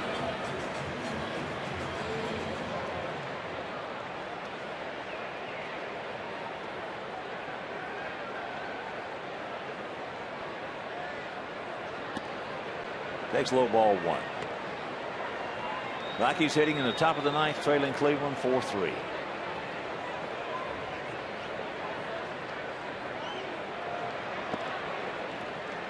And the count 2-0. Mentioned Ty Wigginton with 2 home runs and 3 RBIs. Travis Hafner had a 2-run homer in the 6th inning. And the count 3-0. Lexi started this off last inning with 1 out. First of 5 straight hits.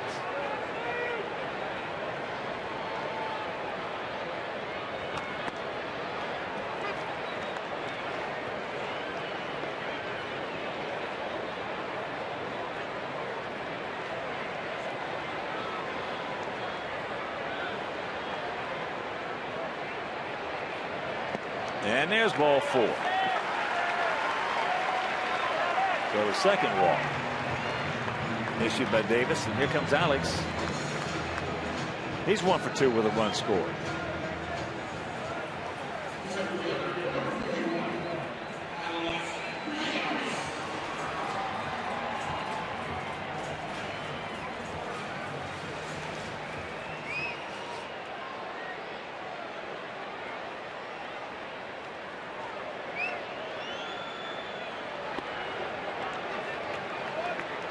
Take strike one. I mentioned an off day tomorrow. And then Friday, Saturday, and Sunday, make your plans to be with us here at beautiful U.S. Cellular Field. And a 3-game series against the Nasty Nats as there's a strike and the count 0-2. We're going to run Jackson on Friday, Banks on Saturday, and Humber on Sunday. They're going to run Zimmerman, Gorzolani, and Hernandez.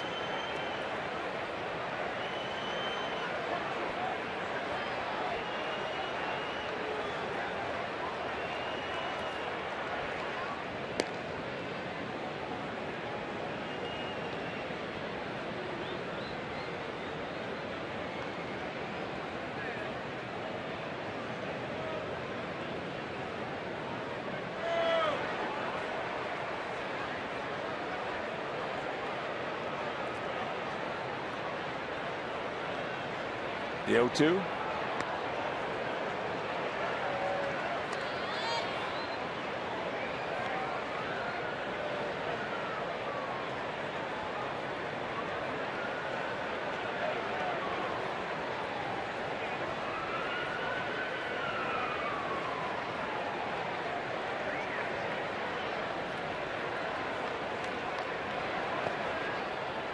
And now the count evens at 2 balls, 2 strikes with A.J. on deck. A.J. had that big 2-run triple last inning. That's right. You missed it. A triple. Number 1 of the year.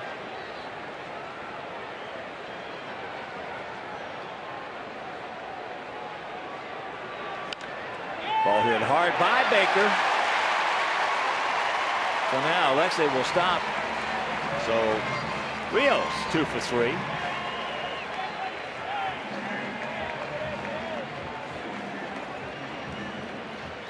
Here's our 4th drive of the game, and AJ has a couple of strikes on him and then gets one on the inner portion. Takes it over the head of Fukudome, who is not playing overly deep in right field, and then feeling pretty good about his speed, beats the play by an eyelash at third.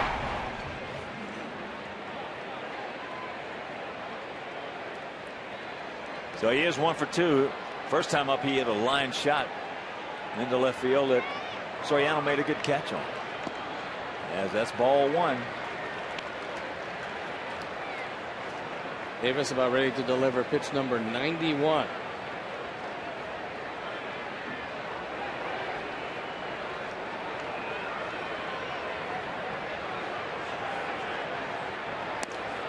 And he's got the catbird seat at 2-0. Boy, Hill going out to talk with Doug Davis.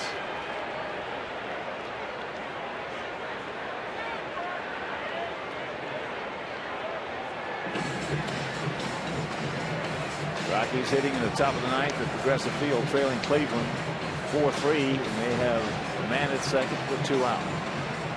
Wigington, who has 2 home runs at the plate.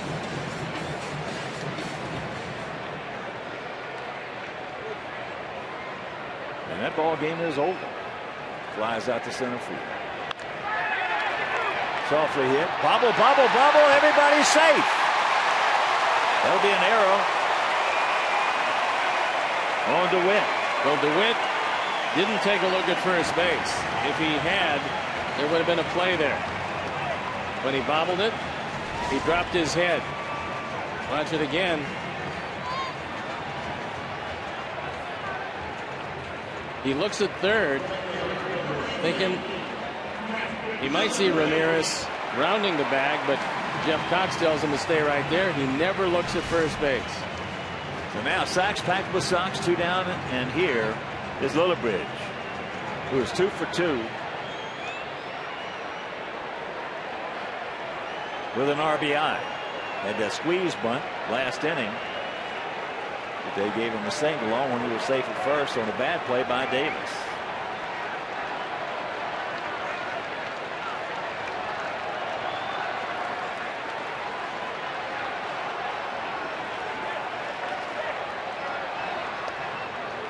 Drops a curveball, backdoors him.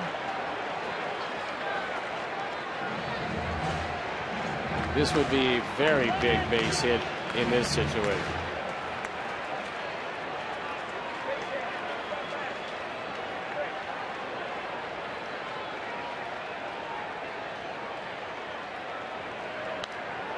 He got his pitch and just underneath.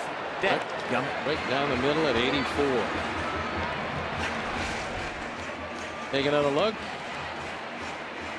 Couldn't ask for one better. Nope. That was it.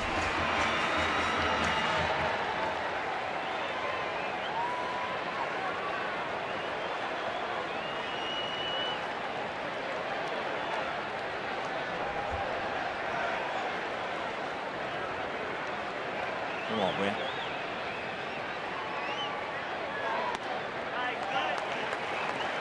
One and two.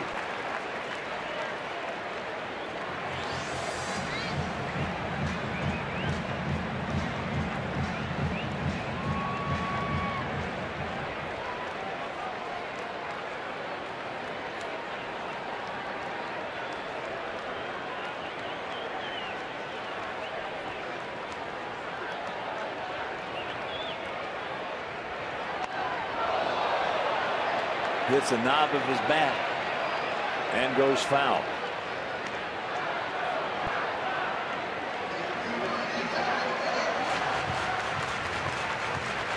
Rodrigo Lopez should be very loose by now. Davis about ready to throw pitch number 98.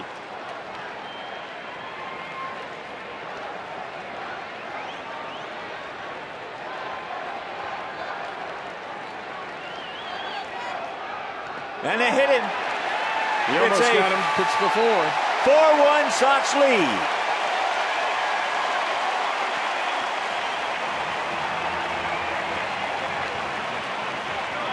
Well, he was determined to go inside.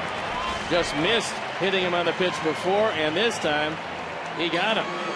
Don't stop now, boys. All is coming with 2 out, nobody on. RBI number 50. That comes 1 for 2. Had an infield single last inning. Hit the ball sharply in the hole. Castro knocked it down. And that's outside.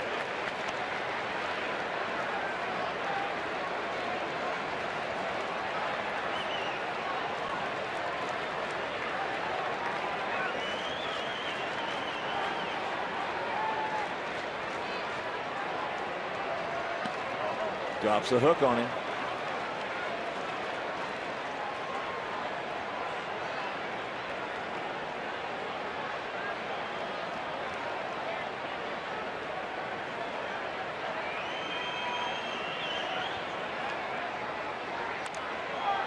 Another one in the center field. Short. Johnson comes on, makes the catch. But we pick up 1. And we'll go to the 6th leading 4-1.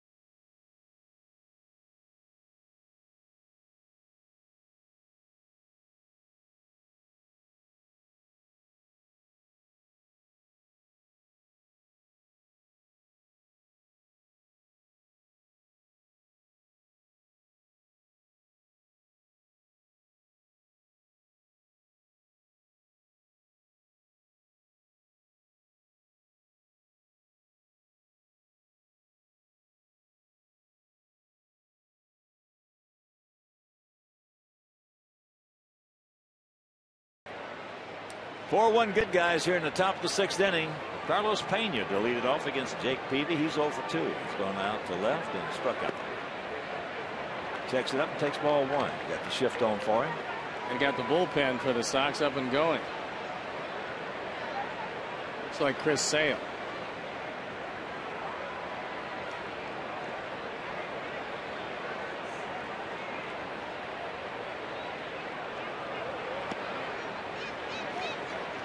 Two and 0. And it is Chris Sale.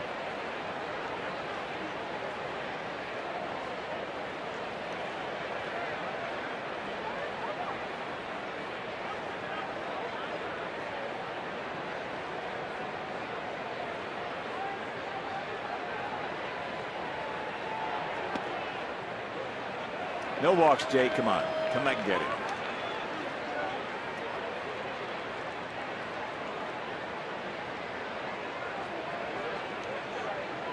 Jake's getting pretty close to that century mark himself.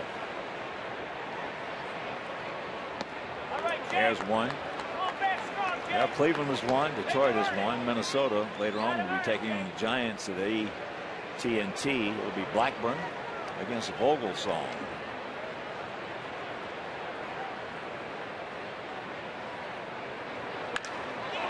That ball hit deep in the center field. Back.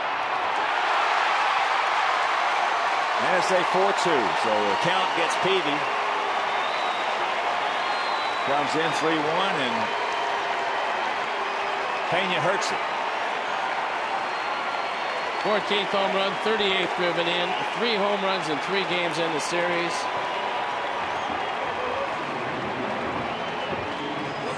This Cub team has come back at our Sox every time we've taken the lead. That ball out away and driven a long way. All 3 of the home runs have come on pitches out over the plate.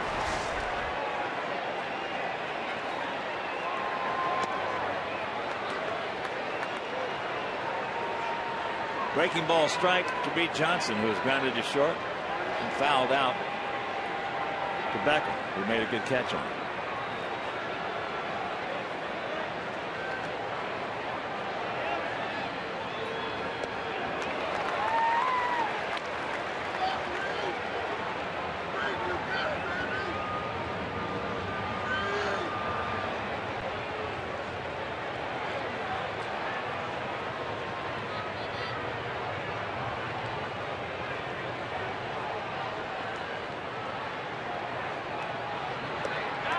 He gone.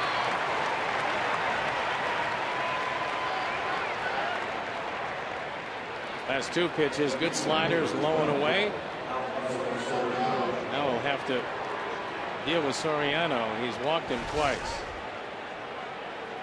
Take a look at the location. Good slider. Probably as good as Jake has thrown all night.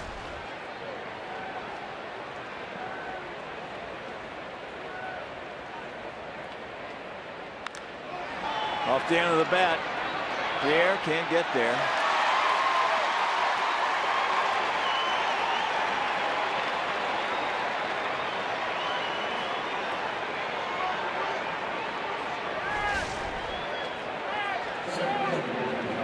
Goes this one low and away.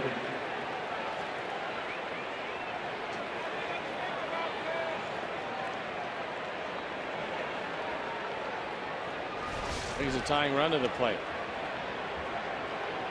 Duela struck out and grounded out to Konerko. We're ready for pitch number 103.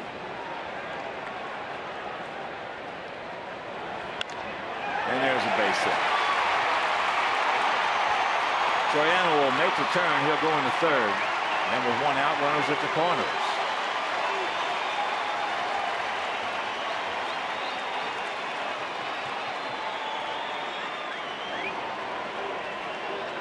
Tom Cooper wants to know if Sale's ready. Jake's running out of gas.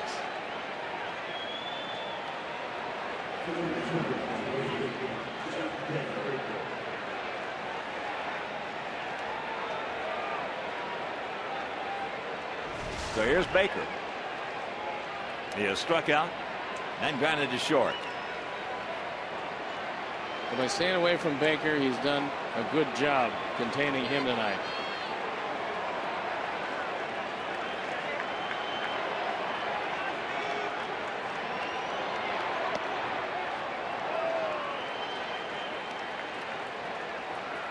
Oh, and 1 to count to Baker.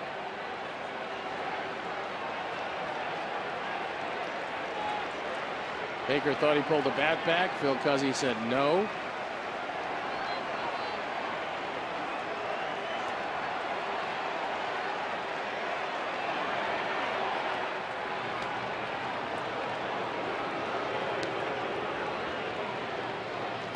Trouble of brewing here in the top of the 6th inning. 4-8-0 for our Sox. 2-6-2 for their Cubs.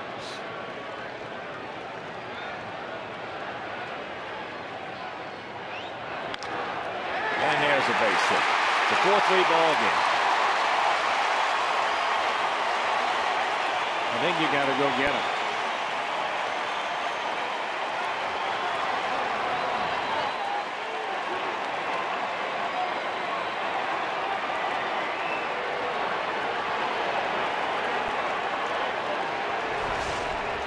RBI number 17. That ball inside part of the plate doesn't have the same zip on it as it had earlier. Or the movement. The movement was not there, so Jake Peavy throws 105 pitches. He departs, and we'll be back.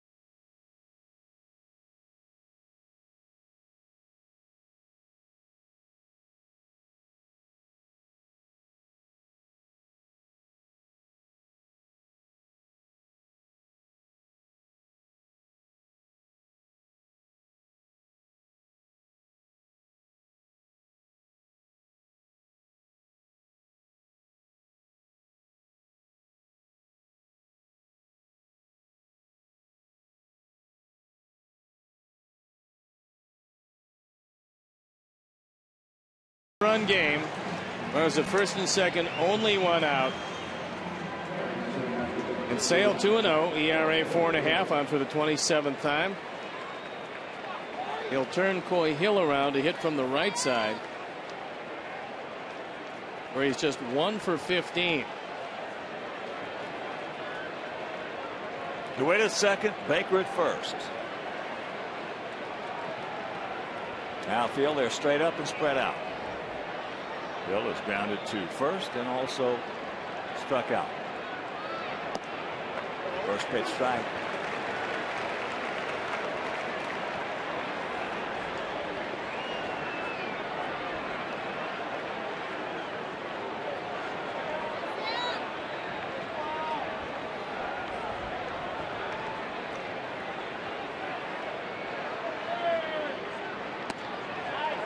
Second pitch strike. And to count 0-2. Took a little something off that time, and Hill, after seeing the fastball the first pitch, couldn't pull the trigger on one down the middle. Fukudome waiting on deck.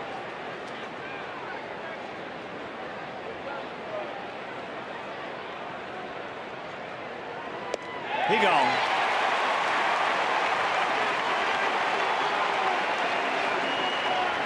Two down. Real good movement on this one as he throws it low and away. A perfect pitch at 0-2. He'll now 1 for 16 from the right side. So here's Fukudome. He's 1 for 3. He doubled with 2 out, nobody on, back in the 5th, and he scored when Castro singled him in. He was looking for it, got it, and keep from bailing. He's going to bail and wail. That's what he's going to do. But the good slider he's not going to hit. And you don't want this inning to go to the next man standing in the on-deck circle.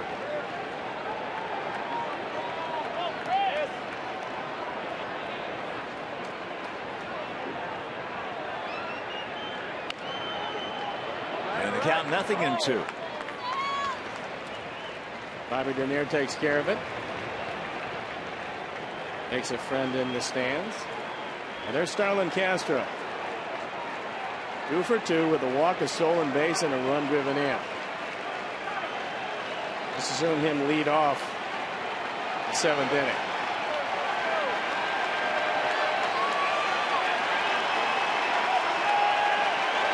Two on, 2 out, 0-2 the count.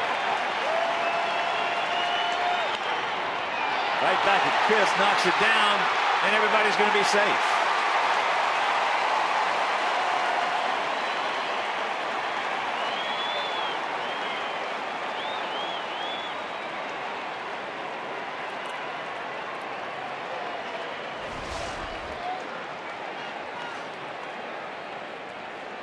If he doesn't knock it down, it's probably going into center field. It's just a little check swing by Fukudome. Pitchers, many times, they lose sight of how quickly the ball's coming back to him. And they'll put the glove up and stop themselves from seeing a line drive. The bases are loaded for their best hitter. Castro 2 for 2. RBI single, a walk. Outfield straight up.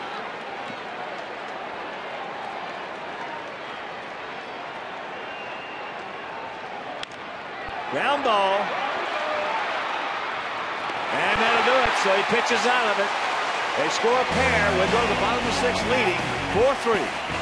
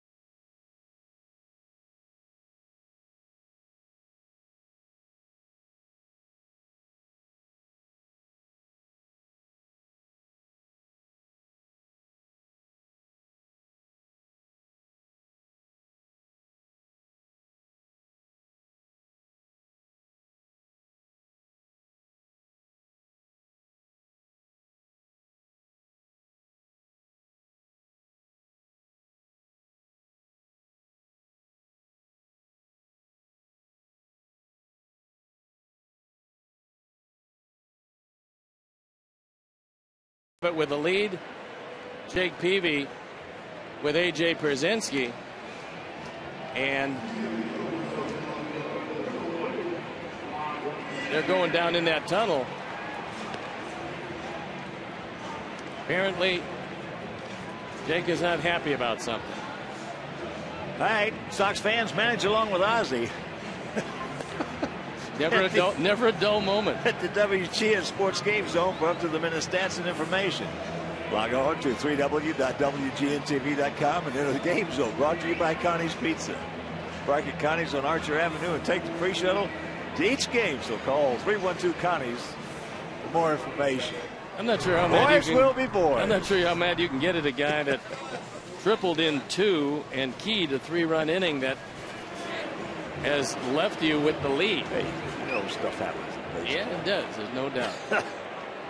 Here's one. Let's go, boys. Let's get some runs. 4-3, we lead it. It's Carpenter pitching for the Cubs. Chris Carpenter. Got a very good arm and a very shaky command of the strike zone. One is 1 for 3. And he's got a 2-0 count. Just stay patient with Carpenter. You can get it up there 97. But he was all over the place in the minor leagues. There's a strike.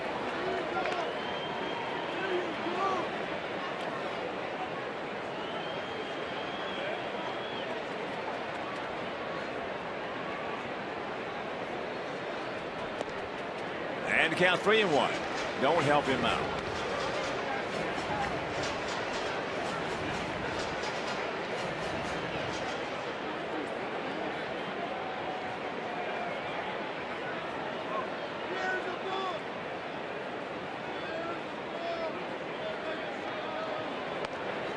And a full count. All 4 base hit.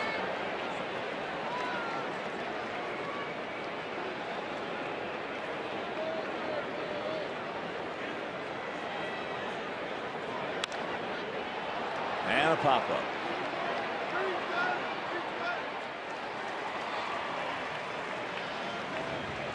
So 1 out. And a reminder, tickets for White Sox home games at US Cellular Field on sale right now. They start at just $12 a seat. And the schedule is full of great matchups, promotional nights, and post-game fireworks. 866 Sox Game or WhiteSox.com. Chris Carpenter, 6'4", 220 pounds. Cubs' 3rd-round pick in the 2008 draft. Here's Morel. He's 0 for 3. He's due.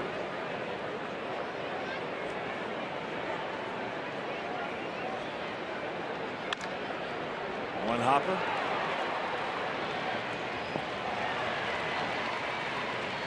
Two down. I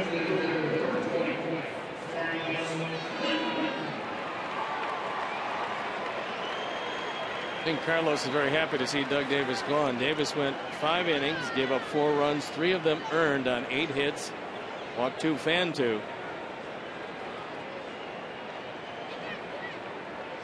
He, along with Jake Peavy, at this point are the pitchers of record.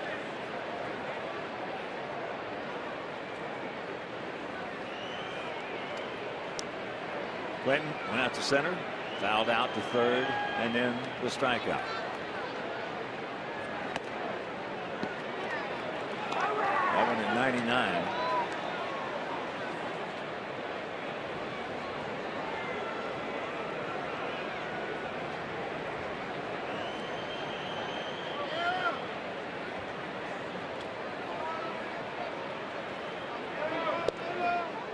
One and one.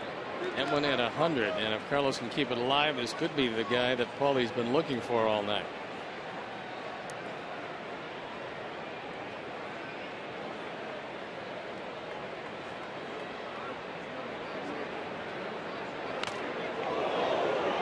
That one at 100.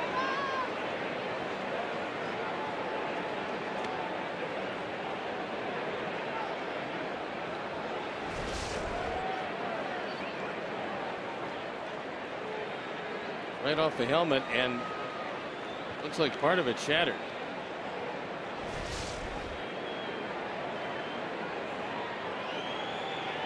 Bill Cuzzy asking if he's okay.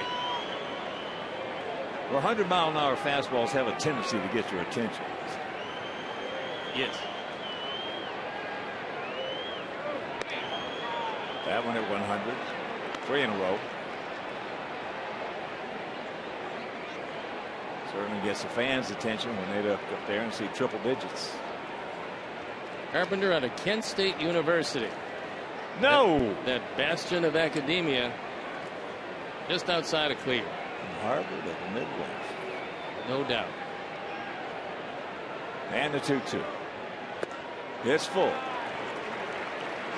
Everybody comes out of there throwing 100, by the way. Except. No. Even Munson.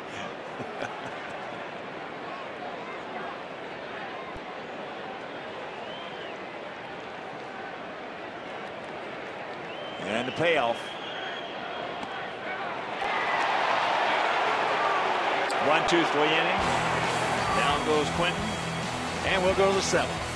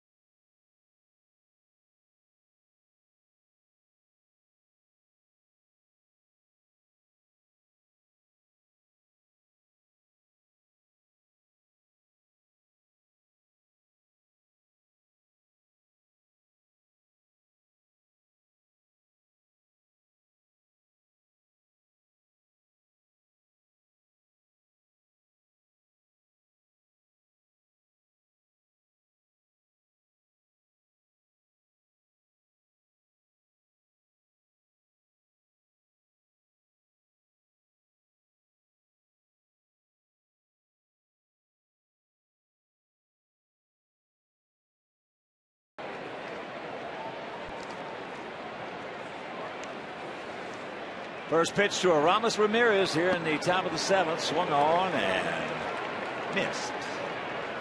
Ramirez has twice gone out to right and once bounced to short.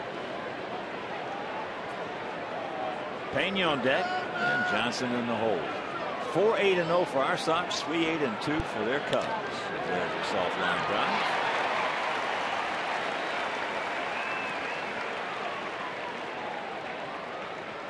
Cubs bullpen up and going is Jeff Samardzija. He came on last night through 2 innings, gave up a run on 2 hits, and was charged with the loss. Yeah, that was a terrific at bat that Morel had to get that sacrifice fly to knock in Alexei.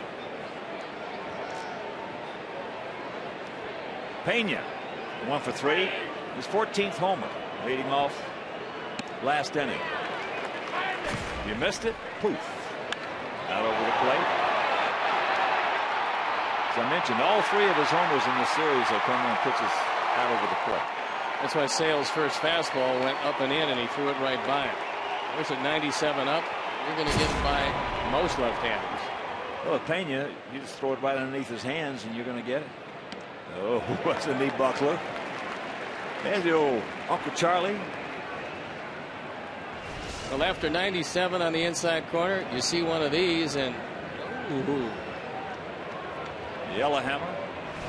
Whew. I'm not sure if you want to leave one that far inside again. He did not go. Tom Hallion said no.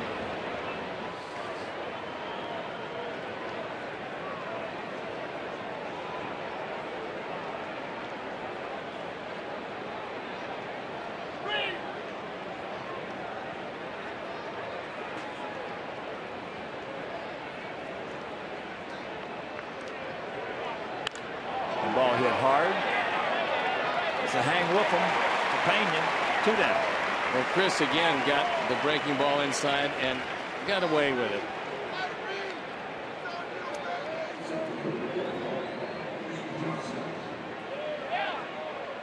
Less, you know, the rich get richer and the poor get poorer. That's one of the advantages of being able to throw 97, 98, 99. It's true. You can get away with some mistakes. As here's Reed Johnson. He's 0 for 3.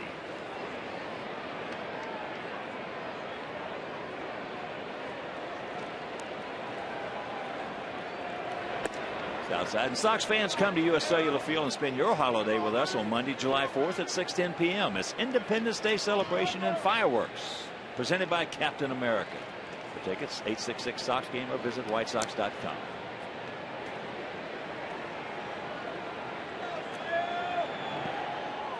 And the count 2-0.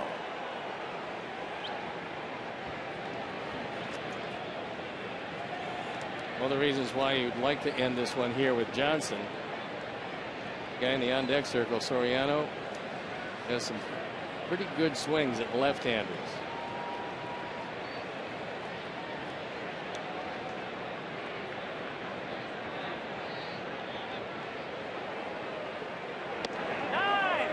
There's the strike. Extra innings in Florida. Angels and Marlins tied at 5. Tampa Bay beat Milwaukee 6-3. Padres over the Carmines at Fenway 5-1.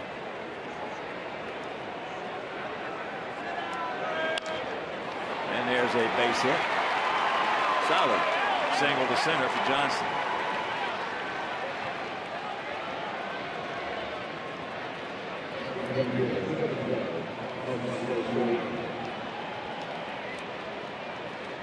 So here's Soriano. 2 walks, a single.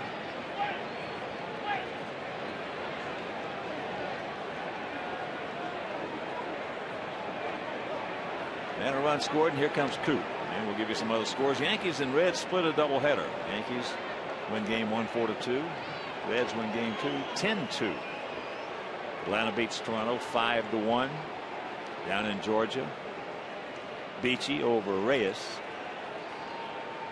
Top of the 9th at Citi Field in New York. Mets leading Oakland 2-1. Bottom of the 8th in Texas. Rangers leading Houston 2-1. Bottom of the 8th in Kansas City. D-backs leading Kansas City 3-2. Bottom of the 9th in St. Louis. 4-0 Philadelphia.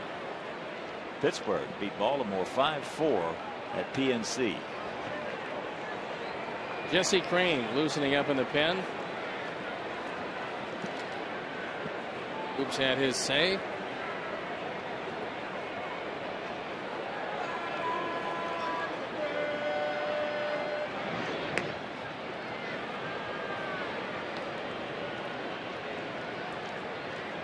Rain worked a perfect inning in 2/3 last night.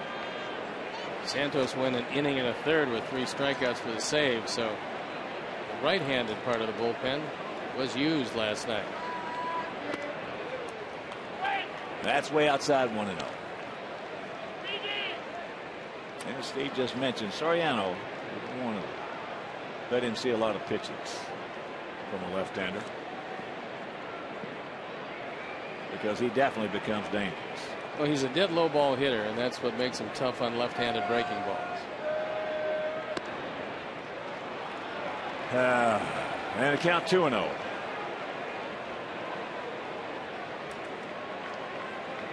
They have DJ LeMahieu on the bench, Lou Montanez, Giovanni Soto, all hit right-handed.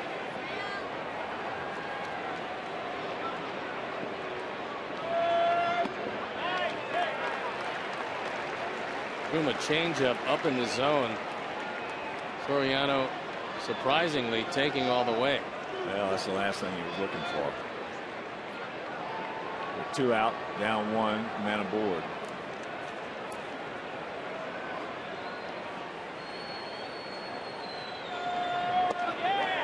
And that.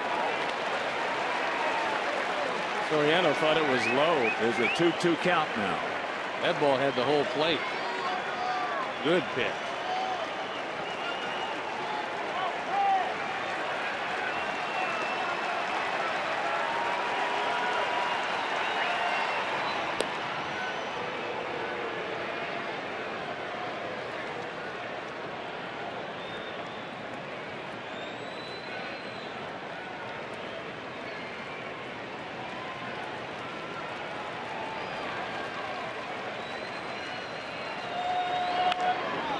And that is foul.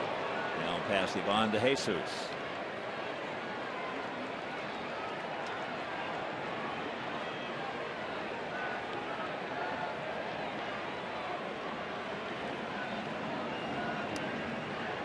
Outfield. Spread out. Karen left, Rios in center, and Lillibridge in right.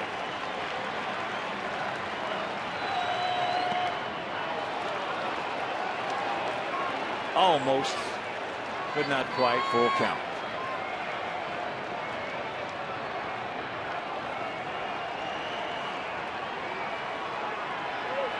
Blake DeWitt in the on deck circle.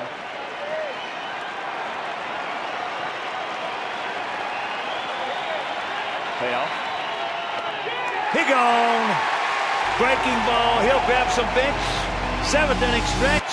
4-3 White Sox.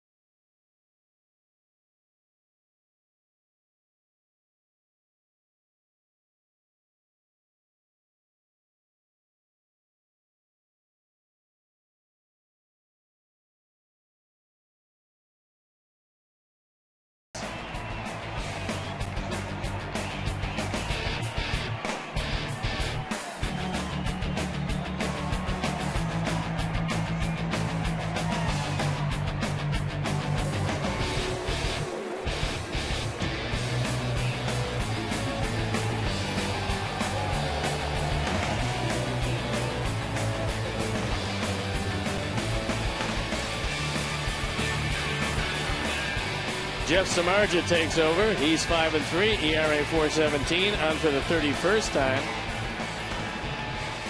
We told you about last night. The rains came after 5 innings for Garza, who seemed to be getting a whole lot better. Samardzija came out, had a clean 6th, gave up a leadoff double to Ramirez, a base hit to AJ that stayed in the infield, and a sacrifice fly to Morel. And he turned out the loser in that one.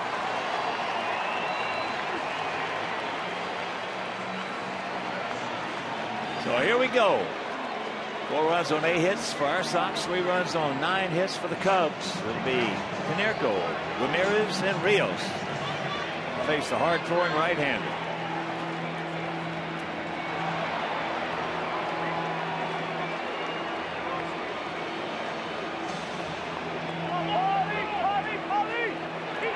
Was intentionally walked in the first inning with a man on 3rd and 2 out. Then he lined out hard to right, and then he popped up to 2nd.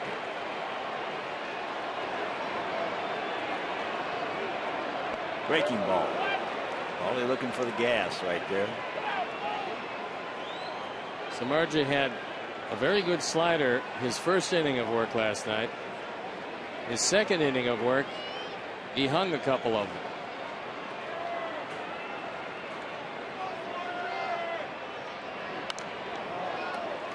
Paulie looking for that one again at 97. Just underneath it, and very quickly the count 0-2.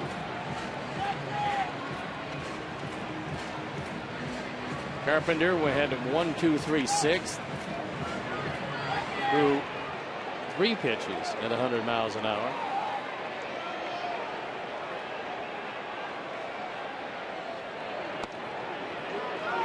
Good eye, good take. 1 and 2.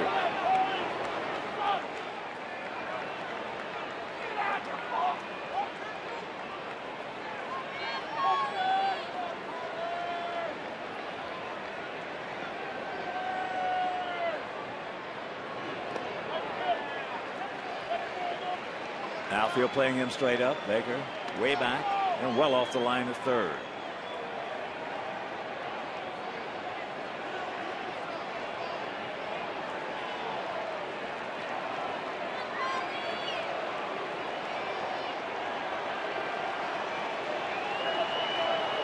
Two pitch.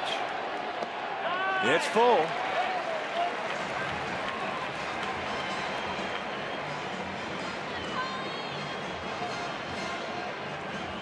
Marger feels pretty good about that slider.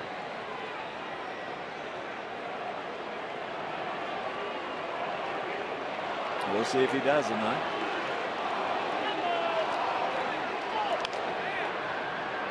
And there's a chopper. That's a fair ball. Just fair. And that's out number 1.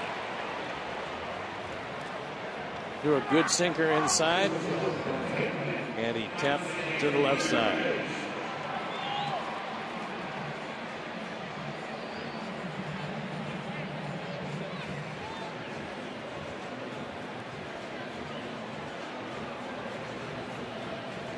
So that'll bring up Alexei. He's 1 for 2 with a walk, and he has scored 2 tonight.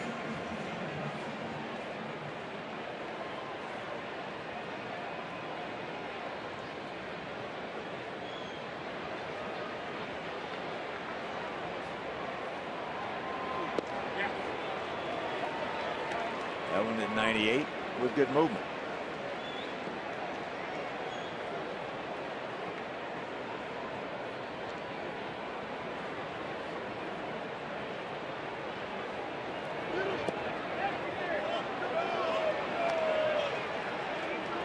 Said he didn't get it back in the count. 0-2.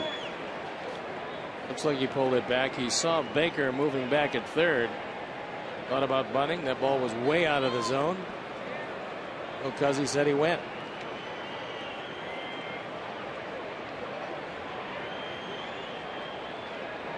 Watch out.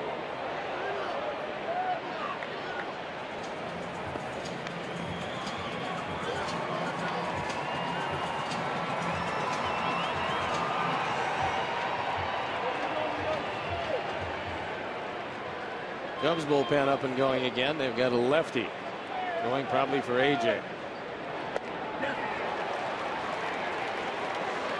2 down. Watch the White Sox this weekend, brought to you by Lincoln. It's the Nationals at 7 o'clock on Friday, 3 o'clock on Saturday, and 12:30 for the pregame on Sunday. The Lincoln upcoming schedule. Alex is 2 for 3 with a run scored tonight. Takes first pitch strike. He's tuning in. Sox with 3 in the bottom of the 4th. Cubs 1 in the 5th. Sox 1 in the 5th. Then the Cubs came right back with 2 in the 6th.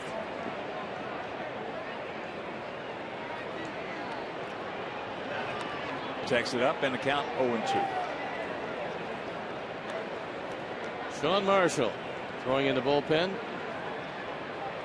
Rios gets on. You would probably expect to see Marshall facing AJ.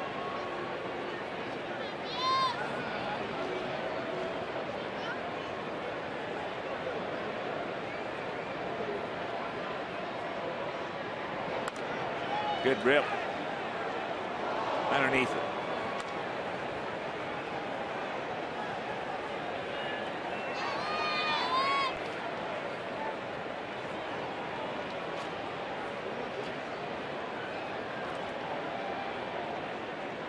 If you're just joining us, just the 1 home run in the game. Carlos Pena is 14th. He has homered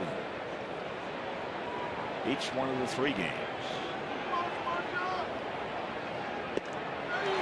So a nice inning for Samardzija, and we'll go to the 8th leading by 1.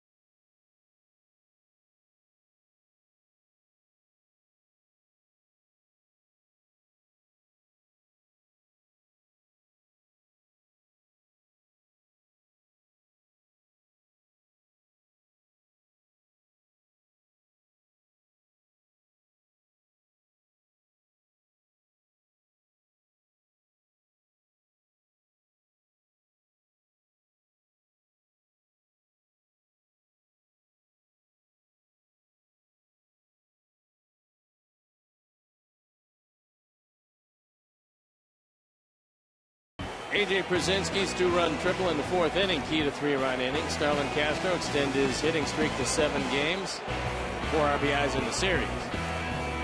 It's a 4-3 Sox lead. Visit your local Honda dealer today to test drive the 2011 Honda Cross Tour, available with 4-wheel drive. For sale, probably just on to face the left-handed DeWitt. Takes a breaking ball outside. DeWitt 1 for 3. They just single back in the 6th inning.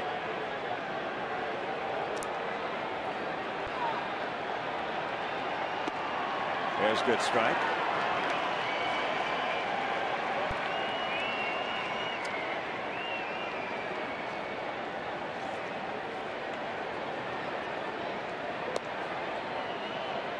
And the count 2-1.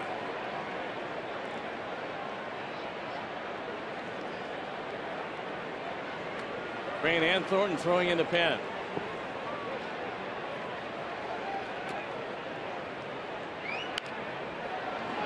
That could be trouble.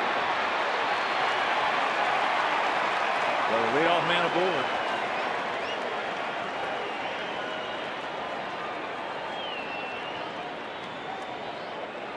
Couldn't have rolled it out there any better. Nope. He taps it and gets it by Chris Sale, who falls off. That's going to be it for Chris. I believe Jesse Crane's going to come in the game with the tying run aboard and nobody out here in the 8th inning. So with Crane coming in, we'll be back.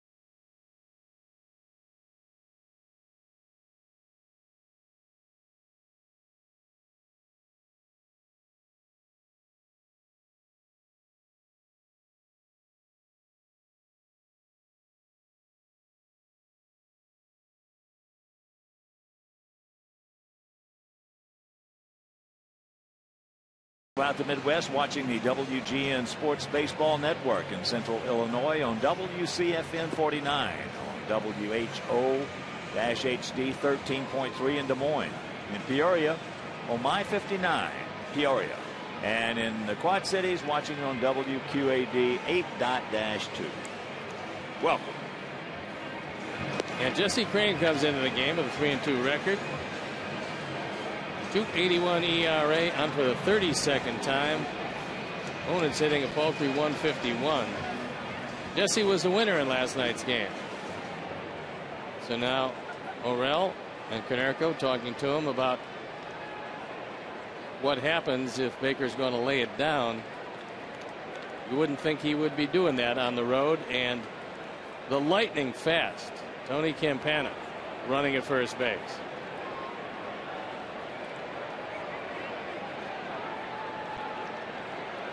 Take him off.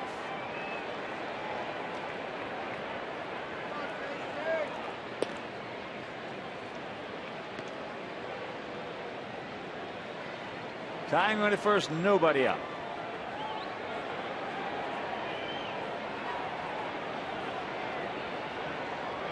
Now a little bigger lead.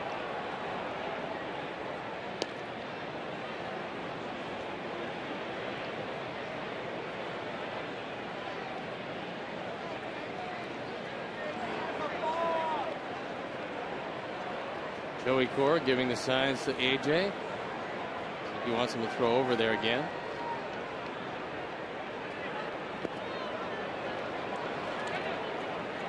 Well, you got to get the hitter regardless of what goes on. You got to get the man.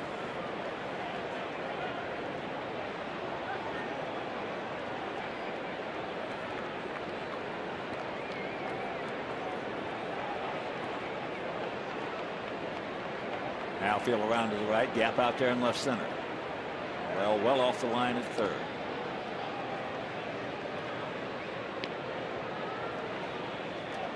Little check swing, infield single by DeWitt.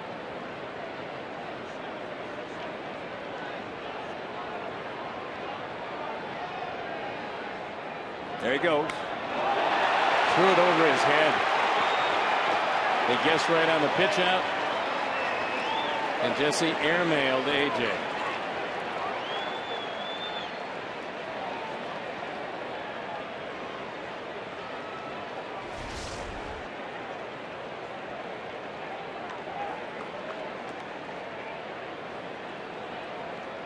Tying run at second base. Now Baker has got a job to do. And he's got the catbird seat at 2-0.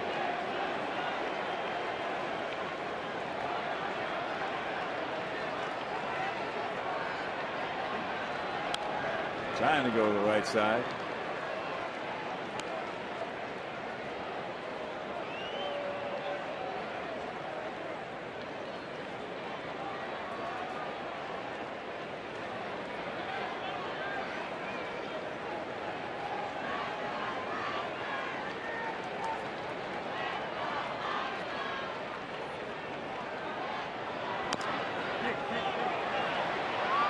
Nice pick.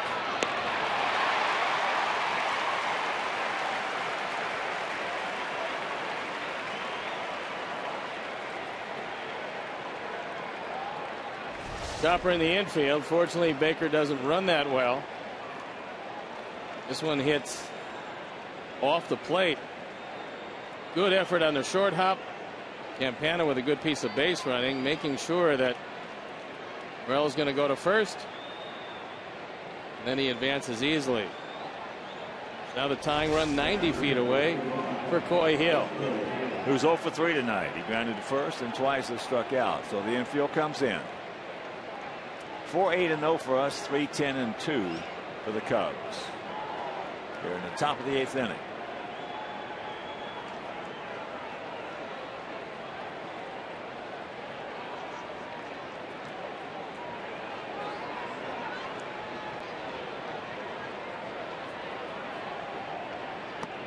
Big hack, no contact.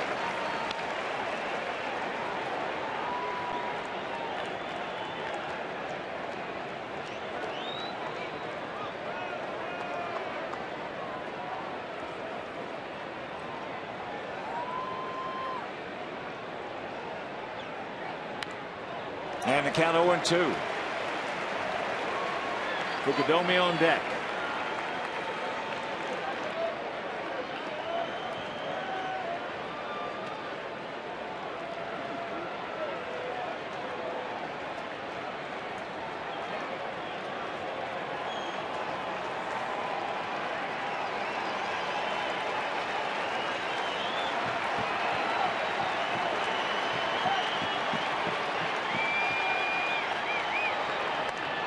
Way high and wide.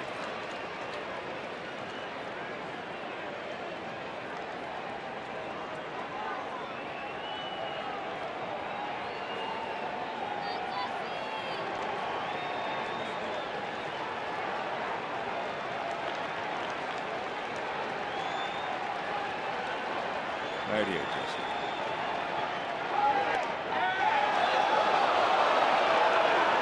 Yes, it was high. Just missed upstairs. I mean, by an eyelash. Jesse wanted it. Take a look at where the 4 appears. It is a touch high.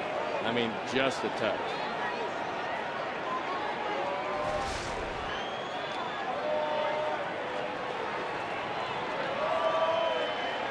The 2-2. He gone. Change up. He'll grab some bench for out number 2. And it'll be Thornton trying to get out of it with Fukudome. Good changeup. Look at the movement on this one. Boy, Hill swings over the top. Strikeout victim for the 3rd time. That a big one. So Jesse Crain once again comes on, does his thing. He's retired the last 7 in the last 2 days he's faced. He departs and we'll be back.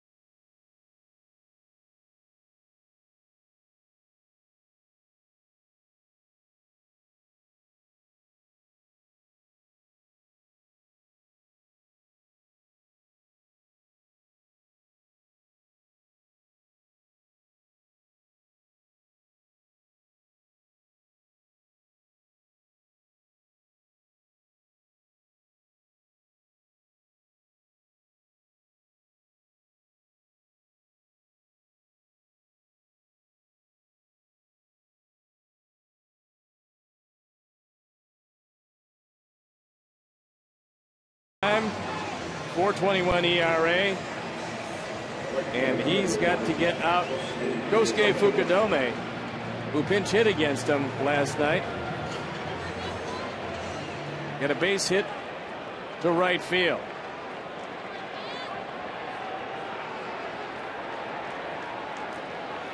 So here we go. Tying run. And there's strike 1 at third base as he came busting down the line. Yeah, apparently Campana believes that Thornton can see him out of the back of his head because he's not looking at him. The only person who saw him right there was Fukudome. I know. And the count 0-2.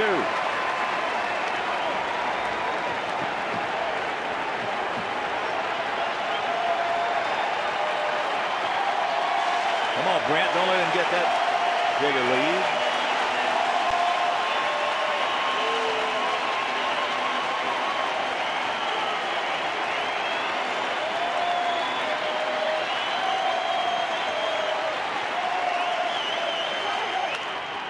And that's foul straight back.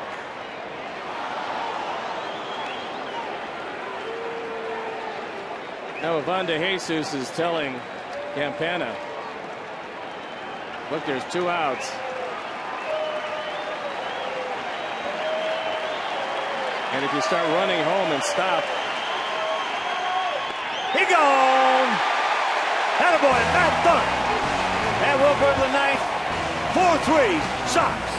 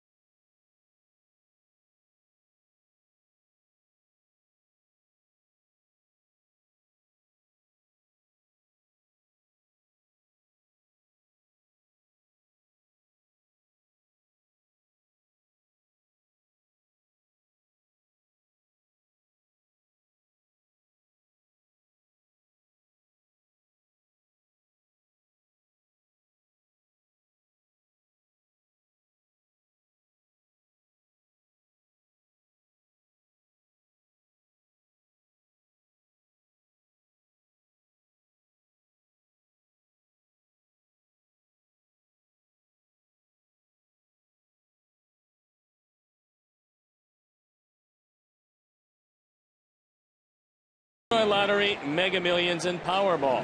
Friday's Mega Millions jackpot is worth $76 million. Tonight's Powerball jackpot is worth $48 million. G.J. LeMahieu comes in at second base. And Sean Marshall comes in the game with some very impressive numbers. 3-2 ERA 2.41 on for the 34th time. He's a setup man normally for Carlos Marmol. Here he's asked to hold him right there at a 1-run deficit.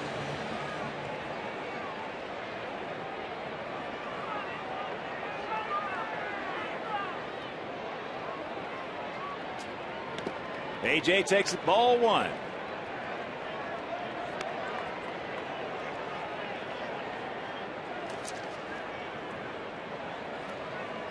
AJ 1 for 3, a big 2-run triple and a run scored back in that 3-run fourth. That's out of play. Marshall's best pitch is just an outstanding curveball. He'll start it behind the left-handers and snap it over the plate.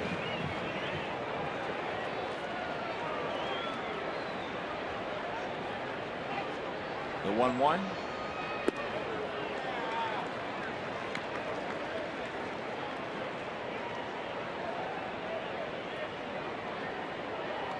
On both of these teams, there's some pretty good arms coming out of the bullpen.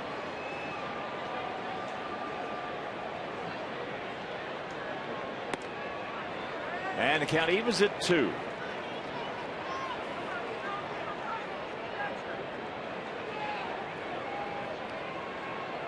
Miller Bridge on deck and Beckham in the hole. That ball, that curve ball hit into center field sharply. Going to hang up for Reed Johnson.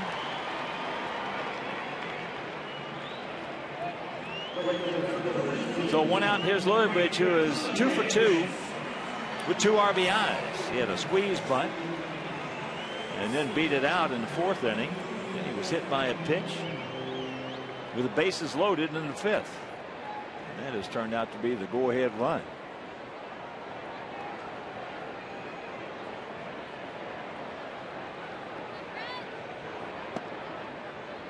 Curveball misses. Outfield playing him just about straight away. Maybe a slight itty bitty gap out there in, no, about equidistant. Takes a strike. For their guys, as Abner designed it, it'll be in the ninth, Castro, Ramirez, and Pena. Again, Sergio Santos.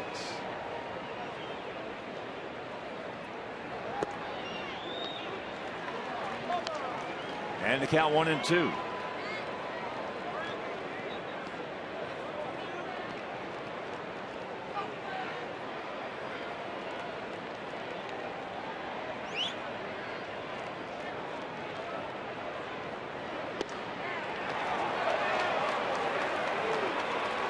Two down.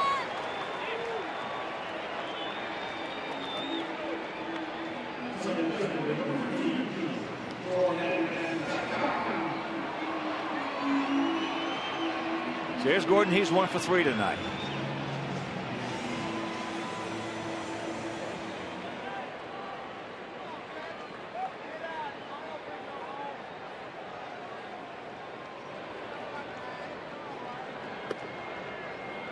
And once again, a reminder, tomorrow's an off day, but Friday, Saturday, and Sunday against the Nasty Nats from Washington. It'll be Jackson, Danks, and Umbra for us. Zimmerman, Borzolani, and Hernandez for them. That didn't take long. That's a quick 1-2-3 for Marshall. So we're into the ninth, leading by 1.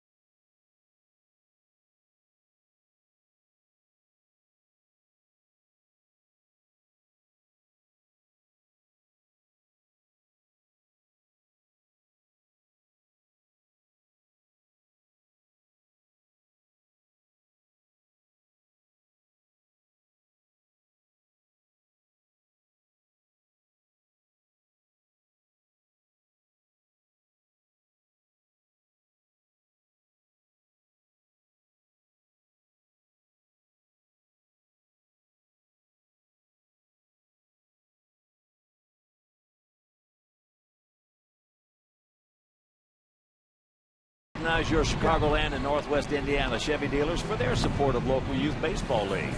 Through the Chevy Youth Baseball Program, the local Chevrolet dealers are supporting over 35,000 young ball players in their communities. From the big leagues to the youth leagues, Chevy is truly the official vehicle of baseball. Well, it's going to be Sergio Santos against the heart of their order. Sergio 2-3, ERA 3.18 on for the 28th time.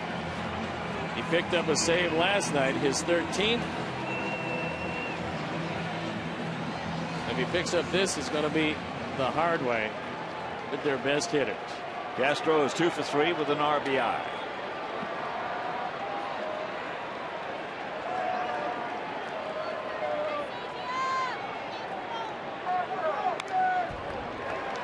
Fouls it back. Sergio with a 4-out save last evening with 3 strikeouts.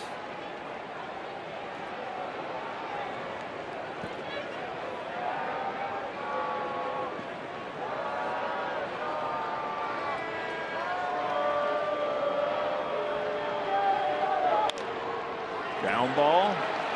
Alexei. Dig out. Had him out in front. Took a little something off through the slider.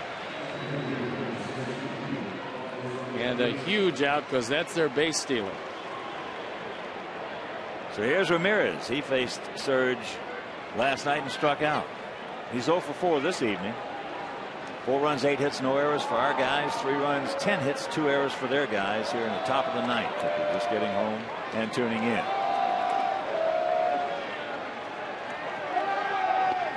First pitch strike.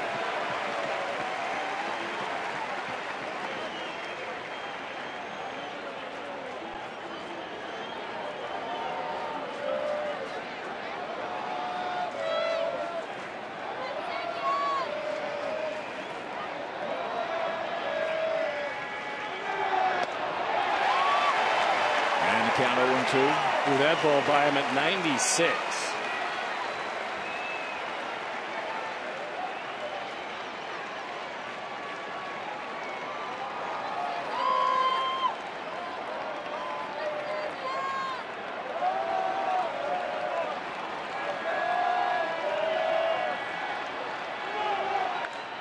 Hung it and got away with it. Got away with a few up there last night. But you just don't want to do it to this guy.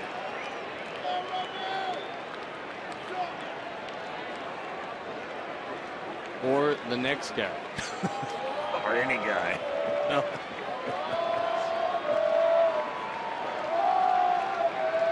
The 0-2 pitch. He gone. 2 down. That was a late breaking slider that nobody on the planet was going to hit.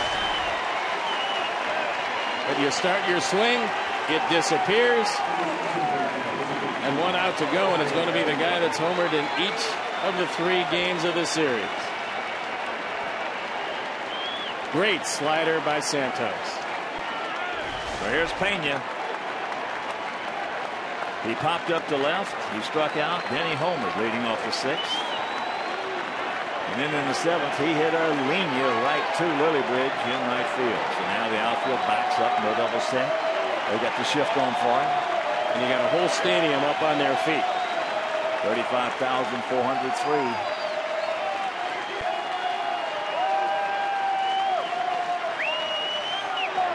Yes, he did. Yes.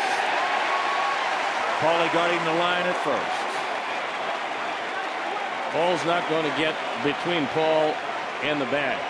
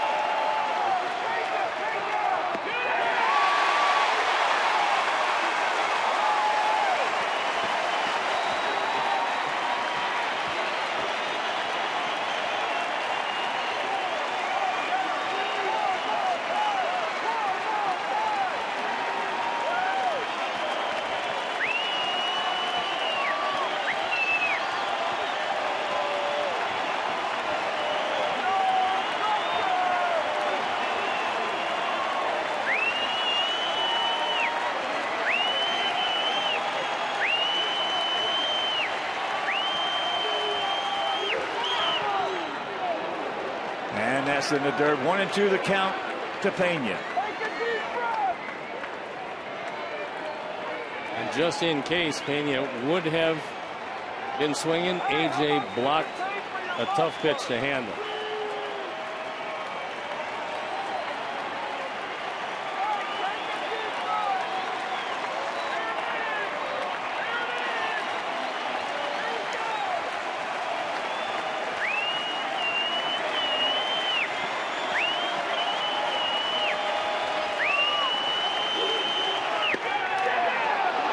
Off the corner, 2-2.